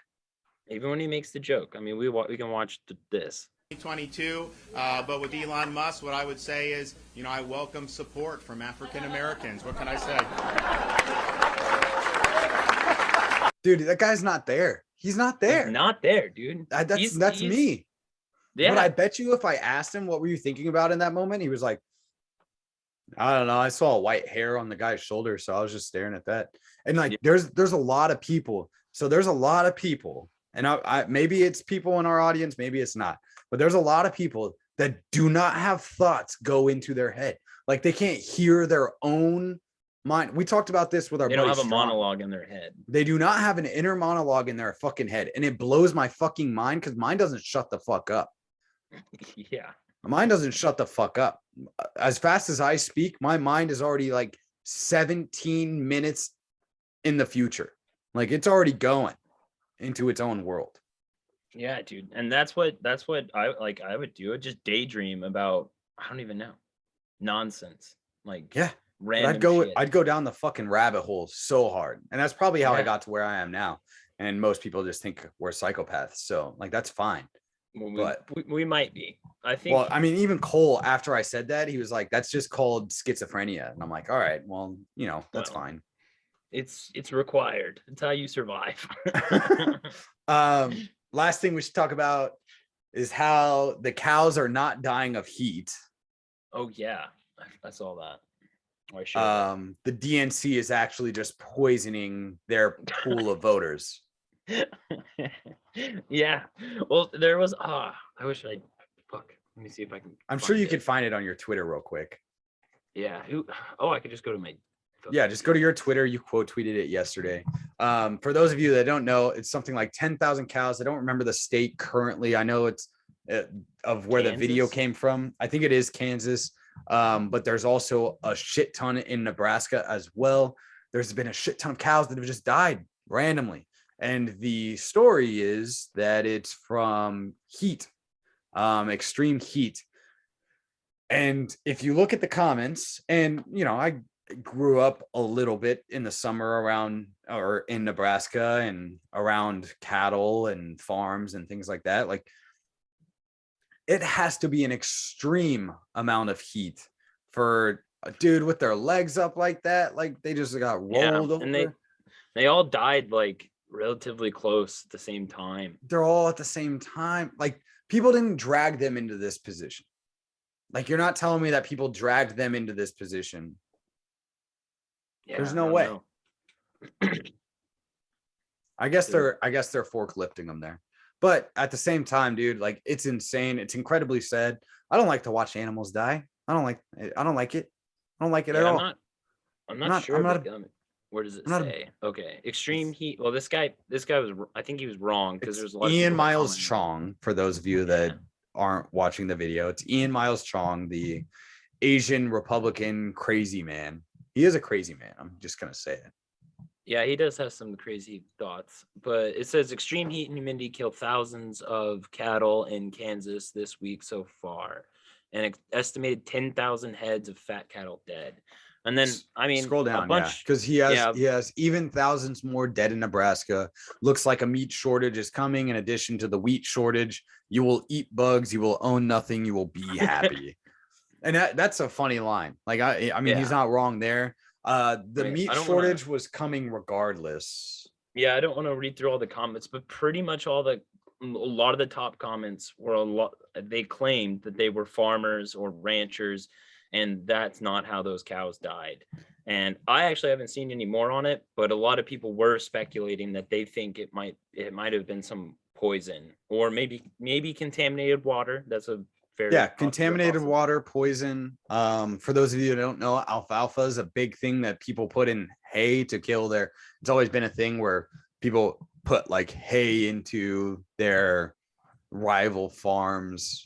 They put alfalfa into their rival farms hay because it looks very similar when it's dried out and up in a bundle. And that kills cattle just as well. But there has also been many reports over the last 10 years of the government paying people off on these farms and things like that. Not these specific farms, but farms in general. If you go down this fucking rabbit hole, this is another rabbit hole that I go down, paying people off to burn everything on their farm. Dude, they did that during the Depression. Yes, they did. They're doing it. They were doing it during COVID-19 to burn everything on their farm, to burn everything, whatever product that they are using, to burn it all. The government paid them. They would pay them for that. Yeah. Yep, to burn it all, so that it created a shortage. And it wasn't just like one farm. It was like multiple farms over, that supply a large amount of product, and then paid them to burn their crops. And then the amount that they paid them was so good that they did it, even though it would create a shortage. And a lot of these farms, especially when they're family owned and things like that, are barely breaking even. There's quite a few that are billion-dollar organizations. Don't get me wrong. I understand that. But a lot of these family-owned ones that have produced for years and years and years and years and years, that never conglomeratized or co-opt, or maybe they co-opt, but they didn't corporatize or any of those things, they're getting fucked over. And 10,000 a head, that's a decent sized farm, but that's not a huge like farm. And this is just one farm that this happened to, this 10,000 a head. That's not a large farm. That's probably like a medium cattle. I don't know. It's been a while since I've been around like a lot of the farms, so I'm not going to act like I know exactly how many I had. 10,000 is a fucking lot, but I know there's some that have 100K. Like, I know. Yeah. I wouldn't be able to tell you. I just like most farms around here. You got cows around you? Yeah, people have cattle. But it generally. At least the Are they ones more that- dairy cattle? Yes. Yes. Yeah. That's what it is Gen- in Phoenix. There's yeah, a lot of generally dairy they're- cattle here. I don't mean they have. Yeah, I mean generally though, like, I would say Did your cattle most die? people- no, they're all fine. But most people don't have like nearly that many. I would say like No. a lot of ones are smaller and they have like 10 or Yeah. 20. Maybe there's a few around here with 100, but that's probably the highest around here. Yeah, that's generally like like for the most part, that's generally how I think of most farms. Those are small and family farms. But I just know that there's definitely some like not corporatized, like larger farms that 10,000 is like a medium farm. Like that's in my head, that's like a medium to big farm, like going on to big. But like some of the big conglomerates, those are 100K. Like they have land for days. How hot is it in where you're at right now? Illinois, Southern Illinois. Today, I think it was. Well, today was a cooler day. It was like lower 90s, like 92, but we had 100% humidity. So what's the feel like there? I don't know. I'll just look right now. Yeah, bring it up. Let's see, because I'm gonna look at the past weather in Kansas in the last week. Actually, I can like go back 91 to right now. so it feels like 91.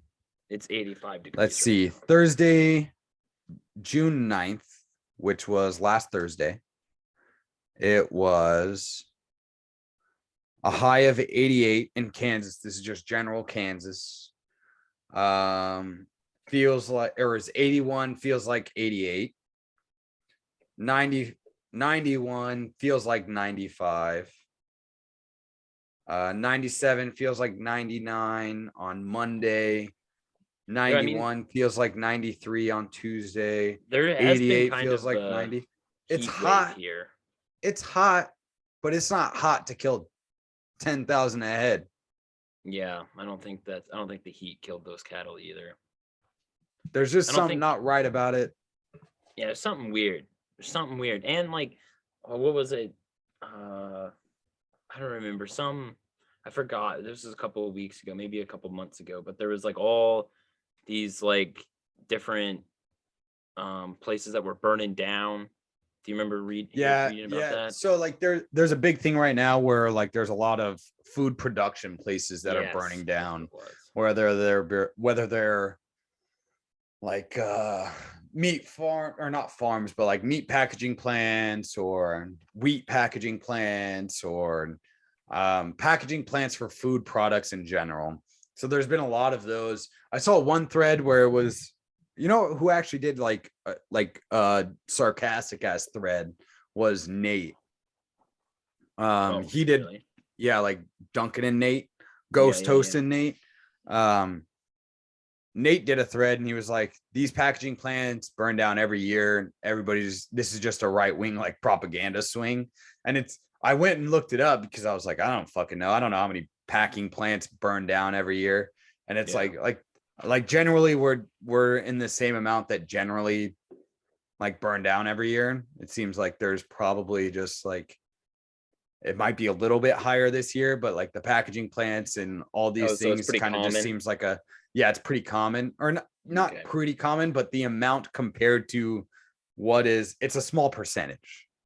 I see. So it's like So it's not like it's pretty common. increase. It's just like a pretty small amount. At least that's from my research. That's what I got from it after I saw that comment.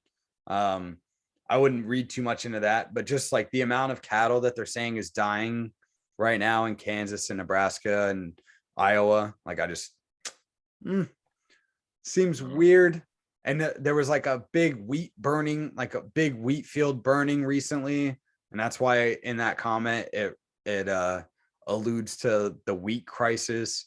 So it's just like there's things that, you know, and you know, you can go after the packaging plants and stuff too. There might be a conspiracy there. I bet you it's more of an insurance fraud thing than anything. But 10,000 a head feeds a lot of people. Yeah, don't get me wrong, like, dude, you'd be surprised how much one cattle can feed like a family of four.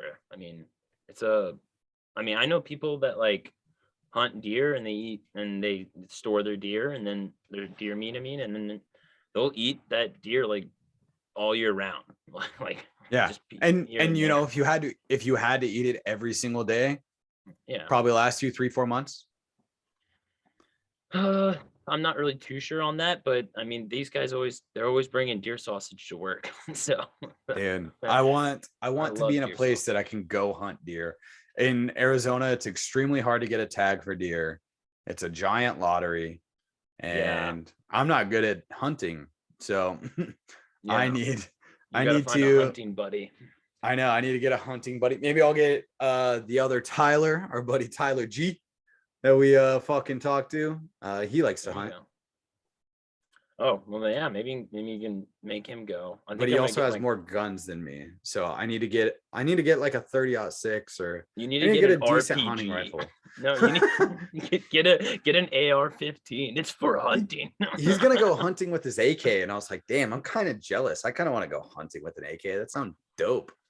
Well, I might go bow hunting. Like, that's really big around here. I kind of want to get a bow. Yeah, that's really I don't big really around have a here. lot of, dude. You saw my apartment. I'm in an apartment Yeah. that is like as big as, you know, my left nut or your left nut, if we're talking about giant nuts.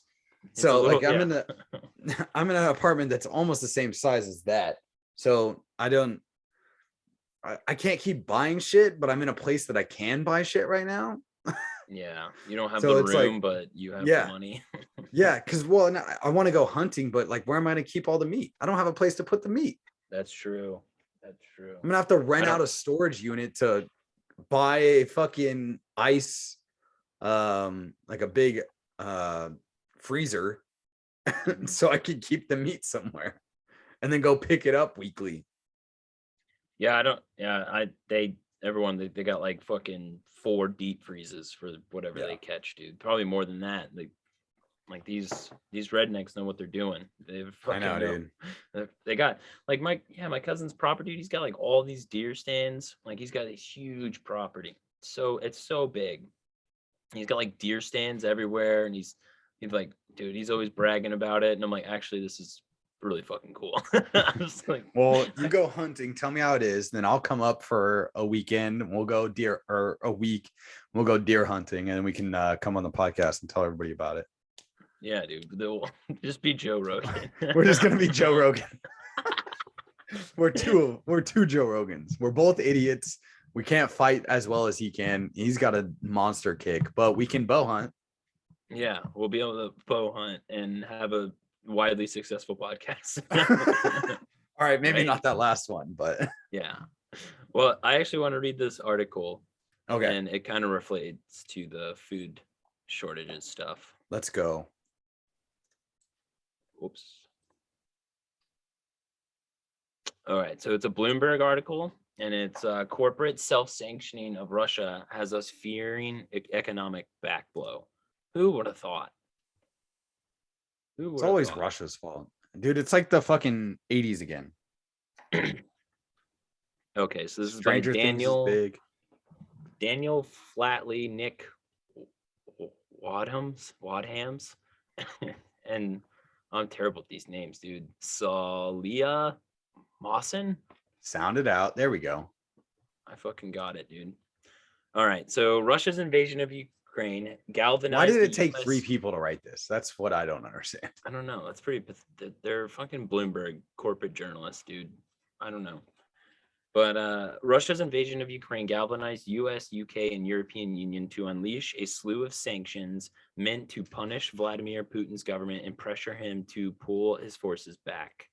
But some Biden administration officials are now privately expressing concern that rather than discussing the Kremlin as intended, the penalties are instead exacerbating inflation, worsening food insecurity, and punishing ordinary Russians more than Putin or his allies.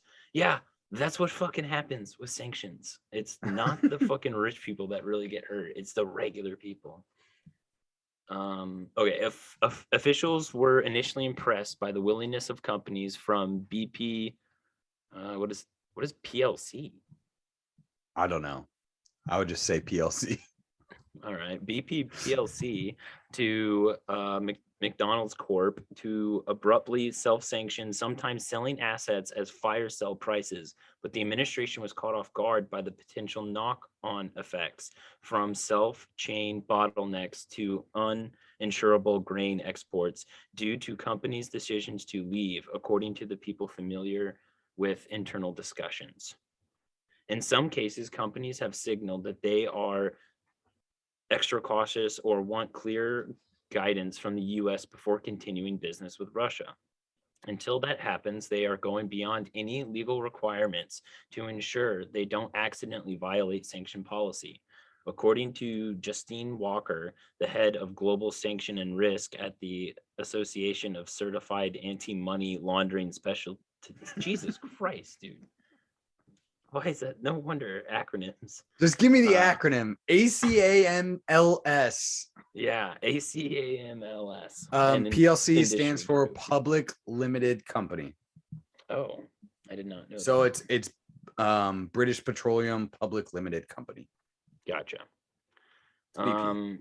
Quote, because we have so many at once, governments are not able to step in and give precise clarification, and we are seeing many, many examples of authorities coming to different positions. Walker said in an interview, companies ask, should we be applying sanctions to this entity? And the government will come back and say, you need to make your own decision. Oh, no shit. U.S. quietly urges Russia fertilizers deal to unlock grain trade. In an acknowledgement of that concern, on May 25th, the Treasury Department Office of Foreign Assets Control, or OFAC, which oversees sanction regimes, extended a general license so that companies can continue to pay taxes, fees, and import duties related to business in Russia until September 30th. The message was clear. Doing business in Russia is allowed, provided companies aren't working with sanctioned entities. All right, so how does that make sense? What are the sanctioned entities that they are they giving them a list? Yeah, I'm assuming they're probably, these companies got some sort of lists, and if their company deals with that, they're not allowed to deal with whatever product that they're sanctioning. I want the list. Like, that's the Yeah. thing. It's like, what's the fucking list? Is it everybody that's involved with Putin, or is it, just general companies that they picked out inside of Russia? Because there's been plenty of companies inside of Russia, like Louis Vuitton, McDonald's, fucking, I don't know. There's like a wide ranging amount of those companies that are inside of Russia that are American companies. It's like, what are you gonna, and this is where it goes back to, it's like the government shouldn't have this fucking power. They shouldn't get to decide who gets, and this is the problem with sanctions, like who gets to and who doesn't. This is what we've seen with COVID the last 2 years. Who gets to continue working and who doesn't? Like, there's a problem with that. It just like totally and like takes jobs away like instantly. Like, oh, you worked for some company in America that provided, I don't know, 30% of corn to Russia. Well, now you can't provide that corn to Russia anymore. Well, now that those people are out of jobs, like they can't work there if they can't produce for like one of their major customers. Yeah. It's just, and like it said at the beginning, how it hurts the Russian people more than the government itself. So we're punishing the Russian people for what their government does. You know what I found interesting is that there's been libertarians recently that have been for sanctions. It's like, it doesn't make sense to me. Doesn't make sense to me. Yeah, and sanctions are like that's the first thing that happens. Sanctions, embargoes, those are the first things that happen that before the next step is a lot of times can turn into war. Yeah, and you can't tell me it's not a step towards war. You can't tell me. It's fucking garbage. Anyways, go ahead. In addition, a recent executive order barring management, consulting, and accounting companies from business from doing business with Russia didn't include anything on agriculture, medicine, or telecommunications. An internal move to let that business activity continue, according to Adam Smith, a former senior advisor to OFAC. So we can still do, wait, scroll back up. We can still do accounting with Russia. Agriculture. We can still do agriculture, medicine, and telecommunications to do business in Russia. So what can't we do? What? I don't know. All right, that's a good question. Who fucking decides? Who decides what? I guess the OFAC. The concessions and adjustments highlight the difficulties involved in sanctioning the world's 11th largest economy. Previous sanctions campaigns against countries such as Iran and North Korea sought to impose a similar level of isolation on much smaller economies. Russia's ties to the global commodities market, particularly energy and grain, has made this much more complicated case. The evolution of sanctions as financial warfare. Quick take. There's no sign that the administration officials feel their sanction policies was a mistake or that they want to dial back the pressure. If anything, officials have said a key U.S. goal is to ensure Russia can't do to other nations what it has done to Ukraine. But the collateral damage from the sanctions has been wider than expected. When the invasion began, the Biden administration believed that if penalties exempted food and energy, the impact on inflation at home would be minimal. Stupid. Since then, energy and food has become key drivers of the highest U.S. inflation rates in 40 years. No fucking huge shit. Political liability for President Joe Biden and the Democratic Party heading into November's who's fucking elections. Who's gonna be the Democratic candidate for presidency in 2024? Dude, I don't think it's gonna be. I'm saying Matthew McConaughey. Matthew McConaughey. Yeah, you see his gun control. Did you see his shit in Texas? Yeah, fucking this week when he gave that. Oh, yeah. Did he do something in Texas? Because I know he gave that speech, and I think that was at DC. It might have been in DC, but it was about Uvalde and fucking gun control. Yeah, he was from there. Yeah. Yeah, and it's like, I was like, oh, I see who the next DNC elect is. Like, I know, dude. The progressives loved it. They loved it. Dude, they loved it because he's been a Texas born and bred fucking guy, and he's fucking said for a long time that he's, you know, kind of conservative, and the conservatives have cheered him, and then he, you know, backhanded this position. Not backhanded, that might be the wrong word, but he kind of like finagled his position on gun rights, where it's like, this isn't right. This isn't what Texas is about. This is, you know, all right.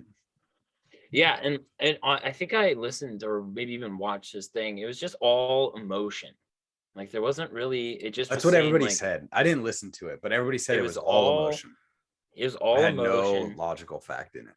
Yeah, he had no emotion. What he did was he like questioned some of the parents about their kids. So like he go up there and then he went up there and described them, and it was like, Jesus Christ, dude, you're like using these parents' grief of their dead kid to like appeal to the American people's emotion, so you can, in my opinion, strip people's liberties. Like that's what you're doing. I think we see him on a DNC convention sometime soon. Dude, we're running TV stars now. Who's the Republican Matthew McConaughey? I can't think of one off the bat. James Woods. I think he's like a Hollywood guy, but he's pretty proud Republican dude. Yeah, but I don't know. Like it.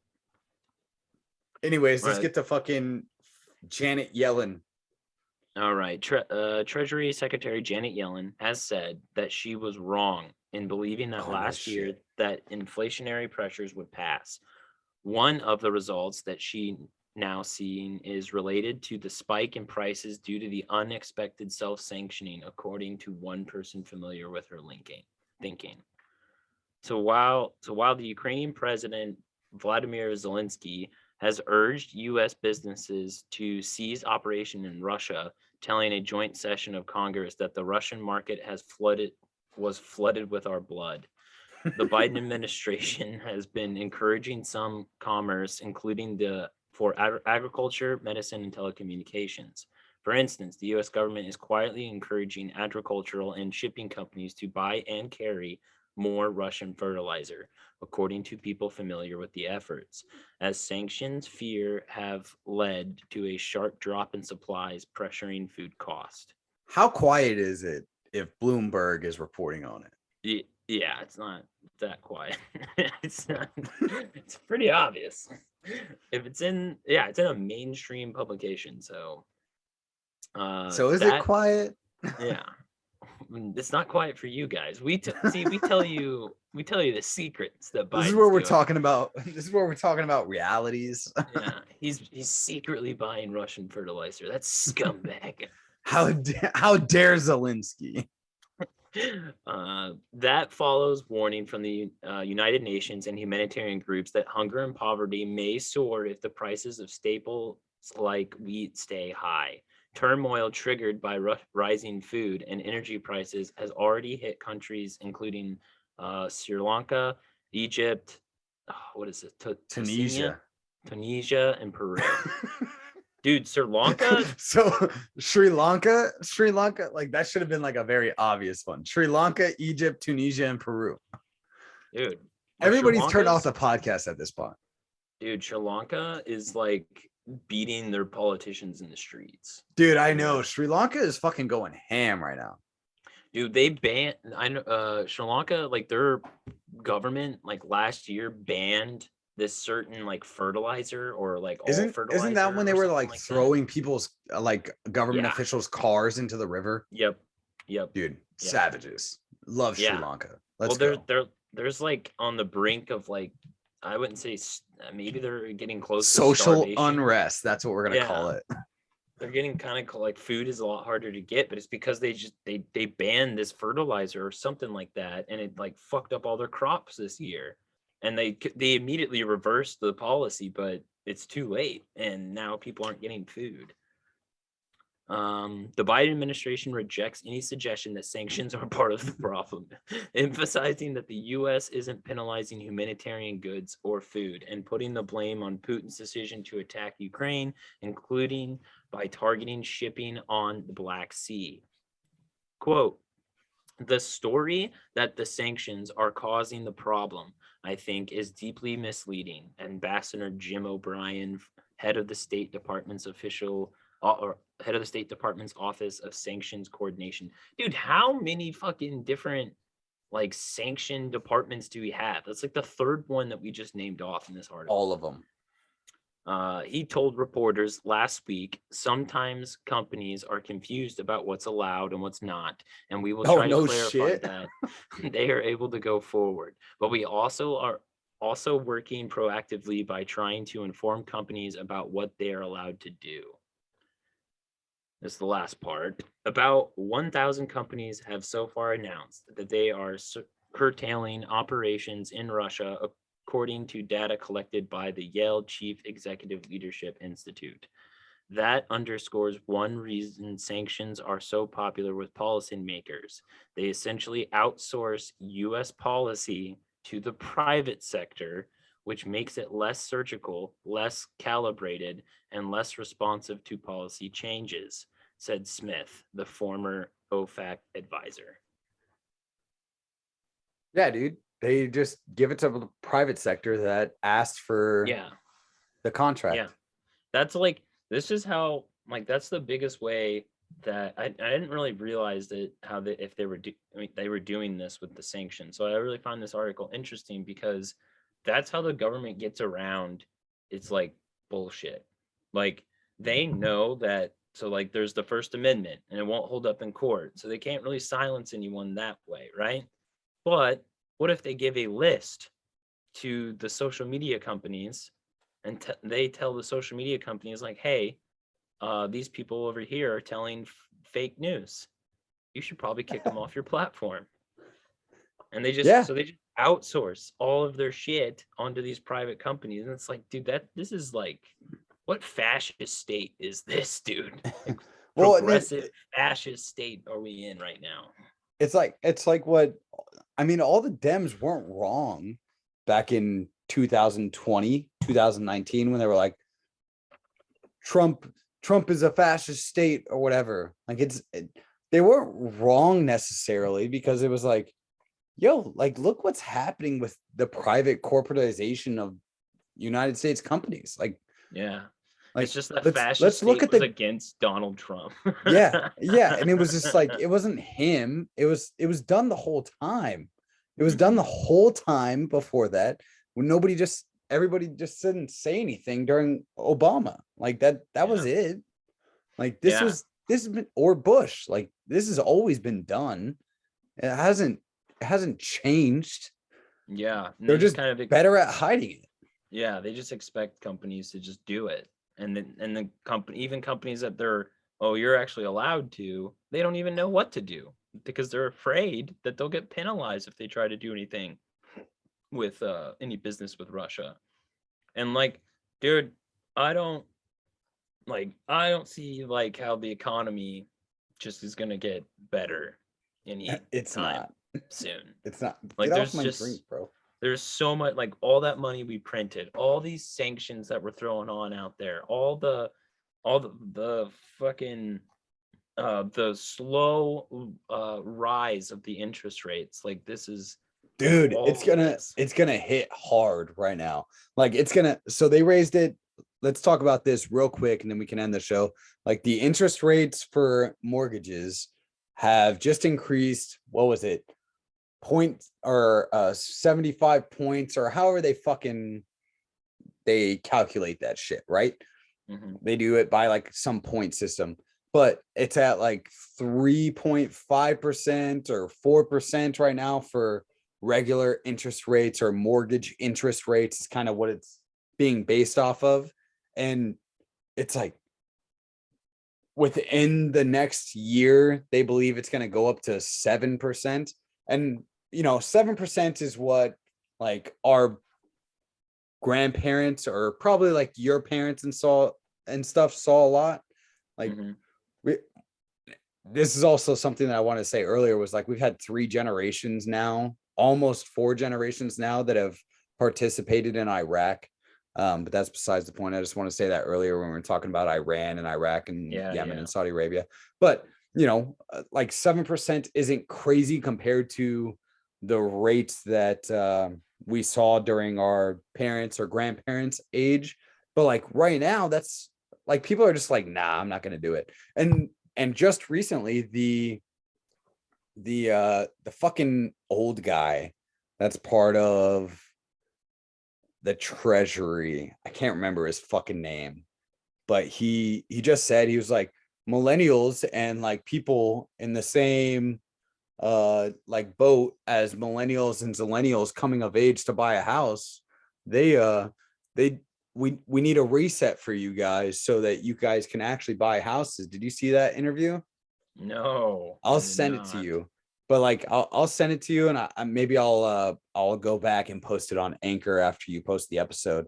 But like, that interview, he's talking about how there needs to be a reset for the housing market, because most people can't get into it.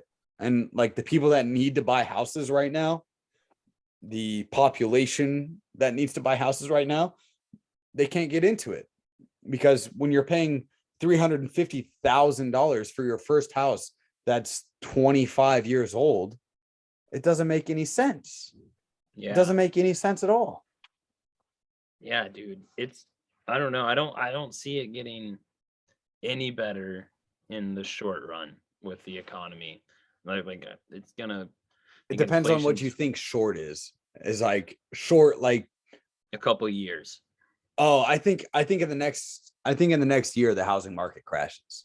The housing market. Yeah. I'm not saying the whole dollar crashes, but I'm saying the housing market crashes in the next like year to 2 years. That mark, the housing market crashes, and you're going to see a lot of people buy houses that were never able to afford them before, because those $350,000 houses before are going to be worth $165,000 because that's what their actual price is. Yeah, dude. But It's gonna. the rest of it, I agree with you. I don't see the crash that you and I are expecting to happen soon. Yeah. I think we're just gonna get hit with inflation like really hard, and because they keep raising those interest rates, and that's what is gonna keep going up, dude. And I don't know. I think it's gonna be pretty possible that we'll see like $7 average for gas and shit.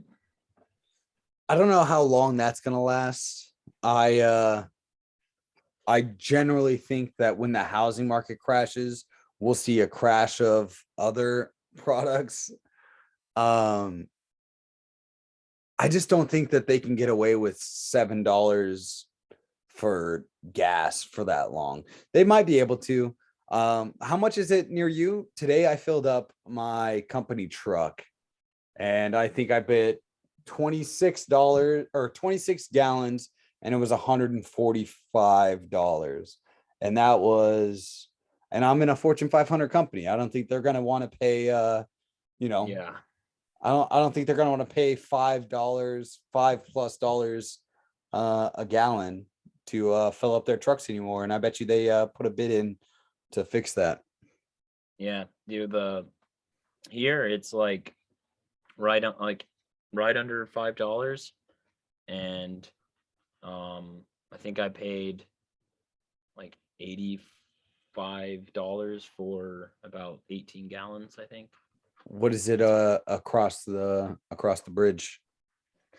And right over in Missouri, magically it's like $4.50, I think, $4.52. So it's like almost 50 cents cheaper. Yeah, so it's because we have Illinois. So Illinois actually has one of the highest gas tax in the When are you moving? soon, dude.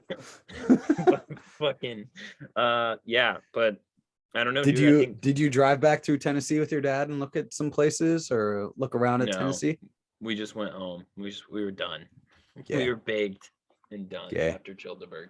Well, he still needs to tell me how much my flights and stuff are going to cost so I can come out there next month. Yeah. Well, he's in Hawaii. So. Yeah, I know. He's been in Hawaii for 2 weeks. This is bullshit. He gets back next week.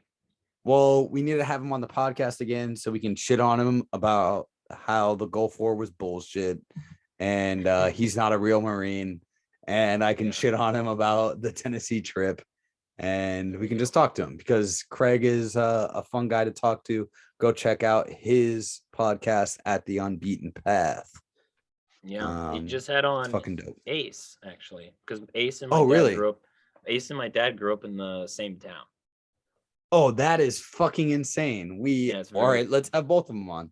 Yeah, it's very weird. I think they talked about that for like the first 30 minutes of the podcast. Yeah, let's have both of them on. That'd be fun. Because I want to see how the generational difference works. That's pretty crazy. Yeah, I think he put the episode out so you can listen to it too. Well, we can listen to it, but I can also have him on this podcast so I can get Craig's 50 followers and Ace's 5,000 followers to listen to both of them at the same time. There you go. That's a better way to do it. Steal his followers. All right. You got anything left for us? Buckle up, boys. It's gonna be a wild ride. I know you're gonna go get drunk right now, so yeah, that's what I'm about to go do. I just got drunk during the podcast, so I did not. I just smoked a pre-roll before the podcast. Yeah, this is bullshit. You need to start drinking more during the podcast. This is fucking bullshit that I'm the only one drinking. I did the last 2 times. Still bullshit. Well, I hope you go have fucking fun with your hillbilly fucking friends. I will. Tell them I said that. I'm getting the mullet next week, Thursday. I know. I want to. All right, when you get the mullet, we're gonna put that as the thumbnail for the next video on YouTube. Yeah, well, it'll be. So it won't be next week's episode. It'll be the week after that. All right. Well, you got to take a picture of it, side profile, so we can see the whole thing. It won't be It'll be a little bitch mullet because my hair's not. No, that's that fine. long in the back. But you perm the hair and then you get a mid to I need to high. perm this, dude. I mean, you can perm it still, but you get a mid to high fade, but a temp, so it goes down, from the sides. It comes down all the way. Mid to high temp fade. That's what it's called. And then we get to see the mullet. I like to see it. I want to see it. I can't wait. I can't wait till it's long enough that you can turn sideways and shake it like that. I know, dude. That's what I'm looking for. See, well, it's gonna annoying. be disgusting, and I can't wait to have it on the podcast. It's annoying too. It's annoying because like I never let the back of my hair grow out, so it is still kind of short. But I need a haircut because the top and the sides are just getting like a bush, dude. Like, all right, but like you gotta leave the top a little long. Like you can't. Yeah, leave I will. You don't have to. All right, cool. Like you gotta leave it a little long, and then get the what I'm saying, the mid to high temp fade. So it's either gonna start here, like up high, or it's gonna start like right here and come down, and it comes down all the way to the back. Yeah. And you just let the back grow out, but like that you're gonna look like you come from an ethnic background, an ethnic neighborhood. You're gonna look like you came from a neighborhood that I came from. It might be, dude. I mean, if you get it faded, you're gonna look like you come from a neighborhood that I came from. It's gonna be faded. Well, it better be like it's gonna be like this little section here is gonna be like kind of like the military, where it's like shaved and it fades. All right, cool. It's gonna be shaved all the way down. I hate the hair on the side. I would never only reason I would do the mullet just because I get to shave my fucking side. But I don't want to be completely like the military, so I gotta grow out the back, dude. So people don't think I'm like I actually like party in the front or business in the front, party in the back. My mom used to run a website, like her and her friend, in the 90s, and it was called fearthemullet.com. I don't know if it's still a thing anymore, but it was a website dedicated to shitting on people's mullets. And dude, I want to be on that website. I know, right? I love it. I fucking love it. So I'm gonna keep my, clean cut. I might get a hard part here on my hair. Hells yeah. And keep it clean cut, but like you do the mullet thing, bro. Maybe I'll do it in a couple years. We'll see what happens when we get to Tennessee. I'm trying to ingrain a different culture. I was in the city for too long, dude. I need to get back to my roots. Bro, even when you were in the city, it didn't look like you were in the city. Like, let's be honest. Yeah, it was pretty obvious. But all right, I'll let you go fucking hang out with your friends. Go get drunk, have a shot for me. Take a shot for me. Oh yeah. That Drake vibe. I will maybe take a shot. No, you better take a shot and send it to me. And if you don't, I'm fucking come on your face. Wow, dude. We do that anyway. It's Gay Pride Month. That's the fucking shit show. I hope you guys enjoyed it. We must guard against the acquisition of unwarranted influence, whether sought or unsought, by the military-industrial complex.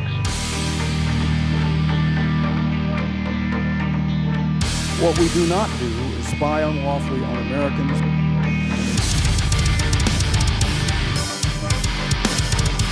We are leaving in 2014. Period.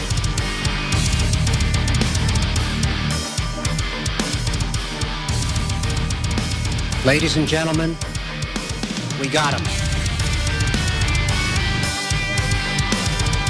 America's public enemy number one in the United States is drug abuse. In order to fight and defeat this enemy, it is necessary to wage a new all-out offensive. You are listening to Biting the Bullet with Luke and Typo.